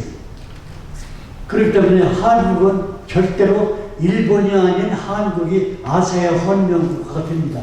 그런데 네 번째 또 중요해요. 우리가 꼭 알아야 돼. 미국에 살고 있는 200만 코리안 아메리칸 영주권자는 빠졌다. 시민권자는 200만 코리안 아메리칸이 미국 정부에 이바지는 미국 국익에 기여하는 기여도를 우리 미국 정부가 인정한다고 했어요. 이 200만 코리안 아메리칸들이 미국에서 애국 주재하는 활동이 한국과 미국과의 관계를 공고히 하는 역할을 하고 있다. 인정하는 거예요. 그리고 오늘 우리가 하는 이 강연회 자체도 아무 의미 없는 게 아니라 이것이 미국 정부에 보내는 메시지다. 그래서 미국 정부는 얼마나 멋있고 고마운 나라예요. 멋있고 고마운 나라. 이걸 누가 했어? 이 박사가 만들어 놓은 거지. 이 박사가 아직까지 지키고 있어요. 그래서 우리는 앞으로 계속 애국 활동을 해야 되고, 한국에 대해서 시끄럽지만 이게 잠정적인 일이고 일시적인 현상이고 영원히 저렇게는 안 갑니다. 곧 문재인도 거꾸러지는데, 그 입을 믿는 이유는 우리 뒤에 미국이라는 강력한 동맹국이 있다는 거. 그보다 한 가지 더 믿는 게 있어. 우리의 후원자는 하나님입니다. 그래서 우리는 앞으로 열심히 기도하고 사람이 많이 모이고 적게 모이고 문제가 아니라 이런 행사가 얼마나 지금 이것이 다 메시지가 미국 정부에 들어가는데, 어제 신문에 한국일보 어제 신문에 그 기사가 나갔어요. 미국 정부에 보내는 탄원서인데 어느 단체가 나보고 그 원문을 그 기한에 따라 써달라고 해서 내가 영어로 썼어요. 영어로 써가지고 있는데 어제 한국일보에 나갔습니다. 기사. 그 목사 한번 보세요. 한국일보에 어제 14일 보는 발행에 그 기사가 너무 나오는데 내가 뭐가 기사가지? 문재인 정부 가지고 우리 국민하고 시달리니까 미국 정부가 개입해 주셔. 저거 청소하는데 미국 정부가 제발 개입해 강력하게 필요합니다. 두 번째, 미국을 싫어하는 반미주의자, 친북주의자, 반미주의자는 미국에 살고 있는 시민권이 있건 영주권이 불문하고 반미주의자 친북 인사들은 전부 추방해 주셔. 두 번째입니다. 세 번째, 한국에서 미국이라면 욕을 하고 미국 개새끼 욕하고 뭐 트럼프 개새끼 욕을 하고 반미주의자들이 있는데 이 사람들이 자식 새끼들 미국 유학해야 돼. 미국에서 공부가 있는데 이 학생들 전부 새끼들 FBI가 새끼들 전부 추방해 주셔. 세 가지 썼는데 신문에 났어요. 그거 내가 썼어요. 그래서 좌우간 우리가 하는 얘기는 사람이 많고 적고 간에 이순신 장군은 배 12척을 가지고도 큰 소리 쳤잖아요. 마찬가지 우리는 열심히 애국을 운동하고 미국 정부와 호흡을 맞추고 보조를 맞추는 애국 운동을 해야 되는데, 마지막으로 강연을 맡기 전에 꼭 부탁할 게 있습니다. 이번에 트럼프 대통령이 재선되기를 적극적으로 지원해 주세요. 트럼프가 대통령이라 대한민국이 살고 세계 질서가 삽니다. 그래서 오늘 여러분 내 강의를 끝까지 들어준 여러분에게 진심으로 감사의 말씀 드립니다. 감사합니다. 이 코로나 때문에, 코로나 독감 때문에 지금 마스크 다 하고 있는데, 그 건강하시니까 감사합니다. 감사하고 오셨는데, 8월 15일, 광복절, 여러분 뭐 굉장히 그 광복이라는 게 뭔지 알겠지만은, 제가 딱 한마디만 하고 내가 하겠어요. 뭐 축사 겸, 격려사 겸, 여호와께서 집을 세우시지 아니하면은 세우는 자의 수고가 헛되고, 여호와께서 성을 지키지 아니하시면은 파수꾼의 경성함이 헛되다. 우리가 일찍 일어나고 늦게 자고 수고의 떡을 먹어도 다 헛되라고요. 잠언 127편 2. 우리 지금 대한민국 이거 안 없어져요. 걱정하지 마요. 대한민국 설립한 그 이승만 장로님이 요새 장로님들하고 달라요. 김영성 장로님하고 다르다고요. 그분은 여기 와서 40년 동안 이 청교도 사상이 이 미국의 건립 사상이라는 걸 알았단 말이에요. 그걸 40년 동안 배우고 가신 분이에요. 그렇기 때문에 하나님이 보호하사 우리나라 만세하는 그런 애국가를 지을 수 있는 그런 대통령이었어요. 그렇게 세운 대한민국이 이렇게 없어지니까 하나님의 방법으로 전쟁하시는데, 하나님은 핵무기도 필요 없고 기관총도 필요 없어요. 여러분들 성경 보면 그러죠? 이 항아리를 깨뜨렸다든지 소리를 질렀다든지 아니면 우박기도를 했다든지 이렇게 존재하죠. 하나님은. 네. 그러니까 지금 걱정하지 마세요. 우리 대한민국이 그런 기반 위에 세운 나라이기 때문에 절대 공산화되질 않아요. 또 아까도 말씀하셨지만 남북 통일하는데 나는 남북 통일, 그 북에서 통일하자고 그러면 어떻게 되는 거예요? 된다고요? 지금 뭐 볼턴 얘기했던가요? 북남 통일한다고. 그 통일 문제가 아니에요 지금. 하나님이 세우시는 그 성이 돼야 되는데 복음 주의 통일, 자유주의 통일이 돼야 된다고 생각합니다. 아멘. 네, 감사합니다. 정강훈 목사가 연락이 왔었는데 계속 카톡이 지금 들어오는 걸 영접받고 있어요. 정강훈 목사가 제자거든요. 대한신학교 나왔어요. 그런데 이번에 8.15 때 담벼 안 넘어가는 사람, 책을 부시고 들어간 사람 말리지 않겠다. 그 얘기 하더라고요. 또 그리고 자기도 이번에 뭐 목숨을 걸겠다. 그래서 저 양반이 초통같이 뭐 막아놓을 텐데 들어갈 수가 없을 텐데 그러면 왕인명이 앞에서 활복을 할까? 제가 그걸 생각하는 거예요. 이면수 목사도 저 큰빛교에 있던 이면수 목사도 저희 학교 제가 직접 가르치던 제자예요. 북한 사정도 제가 알고 원래 반공연맹에서 북한 실정을 폭로하고 있던 사람이 제 강사의 역할의 담당이었었어요. 기순자들이고. 그래서 지금 말씀을 너무 귀한 말씀들을 하기 때문에 조금 지루해도 참아주시는데 정말 감사합니다. 한 분도 안 나가시고 계셔서 더욱 감사하고요.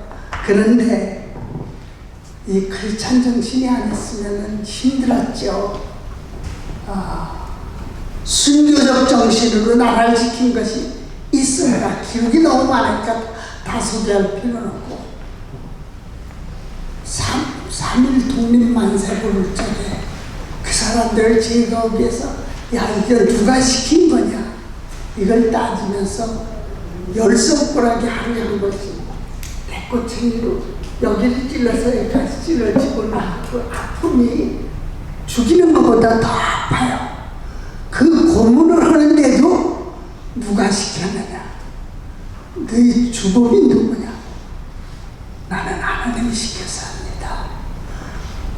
누구든지 100번, 10번 정도 하나님이 시켜서 하는 겁니다. 이 얼마나 열악한 신앙입니까? 그래서 한 가지 더 말씀드리고 싶은 것이 올리버 스미스 장군을 얘기하고 싶어요. 짧게 얘기합니다. 다 생각해버리고. 이분은 1950년도 12월 달에 미 해병대 이사단 사단장이었어요. 이 사람이 한국 엑소더스 사건 적에 10만 명의 인물 지켜놓고 5만 명 크리스찬들을 매다 싣고 갈 적에 함장하고 이러는 적에 군법에 처벌을 받아도 좋으니까 저 크리스찬들이 아우성하고 하나님께 올부지는 기도를 내가 외면할 수가 없다. 그러니 태워가지고 갑시다. 군대에서는 민간인을 못하게 되는데 군안에 그 5만 명을 다 씌웠습니다. 실는 동안에 그 중공군 12,000명 또 러시아 군대 3,000명을 그 적군에 둘러싸였을 때 희생정신으로 그걸 막으면서 다 태우길 기다렸어요. 이렇게 해가지고 바로 거제도에 내려줬습니다. 전부 다 생각을 했습니다. 그런데 지금 버지니아에 기념관이 있죠. 거기 4천여 명 희생자에 대한 기념관식을 할 적에 이 바로 올리버 스미스 장군이 한 말이 있습니다. 병사들이여, 너희들의 죽음은 결코 헛되지 않다, 이 말을 한 겁니다. 그러면서 피 흘려서라도 구원할 가치가 있는 민족이다. 이 말을 해줬습니다. 얼마나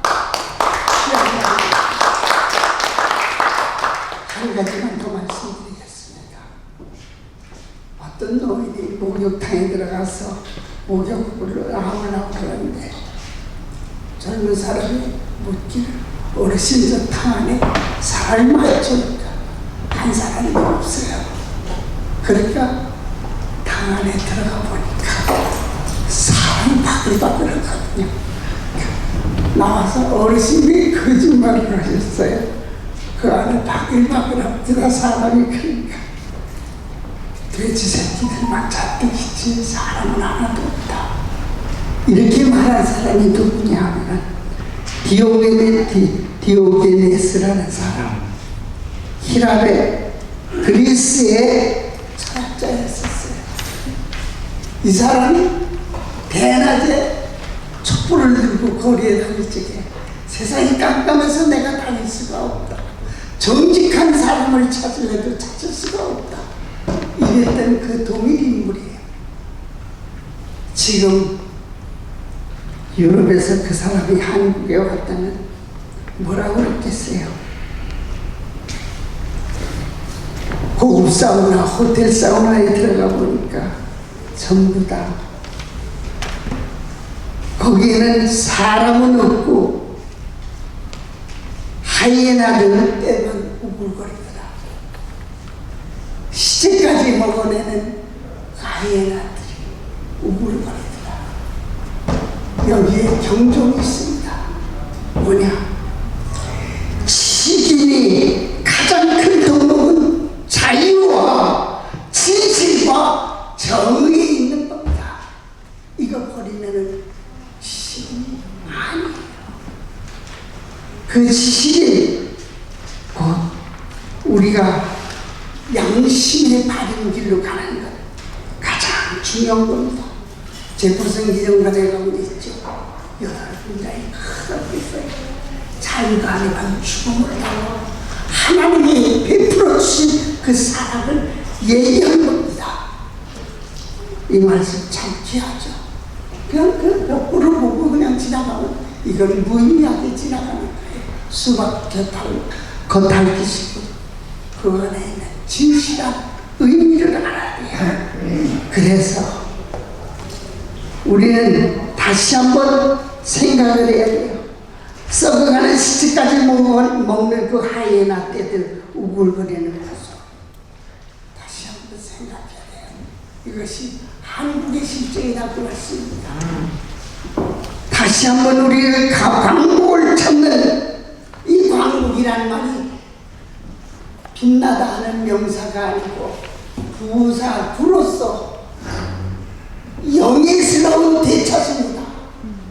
이거를 다시 한번 생각하면 우리 기도하는 마음 깊이 새기는 저와 여러분 되시기 바랍니다. 아멘. 이것을 축사합니다. 해외 동포 애국 청년협회를 이끄시는 임원을 잠깐 소개하도록 하겠습니다. 제가 호명하신 분 앞으로 나와주시기 바랍니다. 해외 동포 애국 청년협회 의장으로 수고하시는 정명희 박사님, 여기서 가운데 서주시고요. 부의장이신 박태규 목사님, 네, 앞에 나와서 서주시기 바랍니다. 네, 사무총장은 저고요. 지인식 목사입니다. 총무 김성건 장로님, 뉴저지에 앞으로 나와주시죠. 셀카운트 김성건 장로님. 뉴욕 지회장에 이번에 이유석 집사님 앞으로 나와주시기 바라고요. 네, 우리 멀리서 필라 교수 김청년 목사님, 필라 우리 지회장님 나와주시기 바랍니다. 네, 이 밖에 이제 그 뒤에 보게 되면 각 지회장님 계시고, 감사의 노기송 목사님, 이은수 목사님이 이제 가셨고요. 또 우리 이사로 또 황준성 목사님, 또 우리 송경기 목사님, 송경기 목사님 나오셨다고. 우리 이사님으로 이제 계시는데, 이제 임원들만 소개를 했지만 이사님 오셨으니까 하시고, 저희들이 큰 인사를 드리고 들어가도록 하겠습니다. 사진 먼저 찍으시고, 촬영이 끝나셨습니까? 다시 큰 인사하겠습니다. 마스크 벗고. 마스크 보고 한 장 찍겠습니다. 마스크 벗고. 다 찍으셨나요? 힘찬 격려 박수로 인사할 때 여러분 부탁드리겠습니다. 저희는 이런 모든 지역사회에서 그 활동을 하고 또 우리 대한민국이 여태까지 유지되기 위해서 많은 희생을 해주신 우리 공군 전후회, 해병 전후회 그런 분들하고 굉장히 앞으로 유대관계를 잘 가지고 싶어서 잘 가지고 싶습니다. 그래서 이제 올해는 처음으로 이렇게 시도를 했지만 이번에 그 모임에서 나와주신 단체장님 중에서 베트남 백도년 회장님이 베트남이시죠? 잠깐 앞으로 좀 나오시죠. 네, 좀 나와주시고요. 베트남 베트남 유공자 참전 베트남 네. 네. 요 아까 앞에 좀 서주시고요. 또 다른 분또 아까 오셨는데 6.25 참전 전후회 회장님 강석희 회장님 가셨어요? 네, 가셨습니다. 좀 바쁘게 있었어요. 네. 그리고 또 공군 전후회 회장님 오신다는데 어디 가셨어요? 네, 공군 전후회. 안 오셨네요. 아무튼 혼자 오셨네요. 네, 우리 힘찬 격려로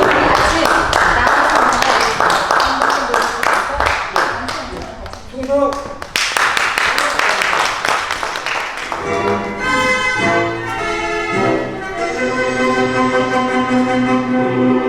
다시 만들어라 바닷물도 춤춘다 이별이 보시어도 어르신 밤에 걷지라니 내 나이 40년 뜨거운 빛 황민정신이 미리 지킬세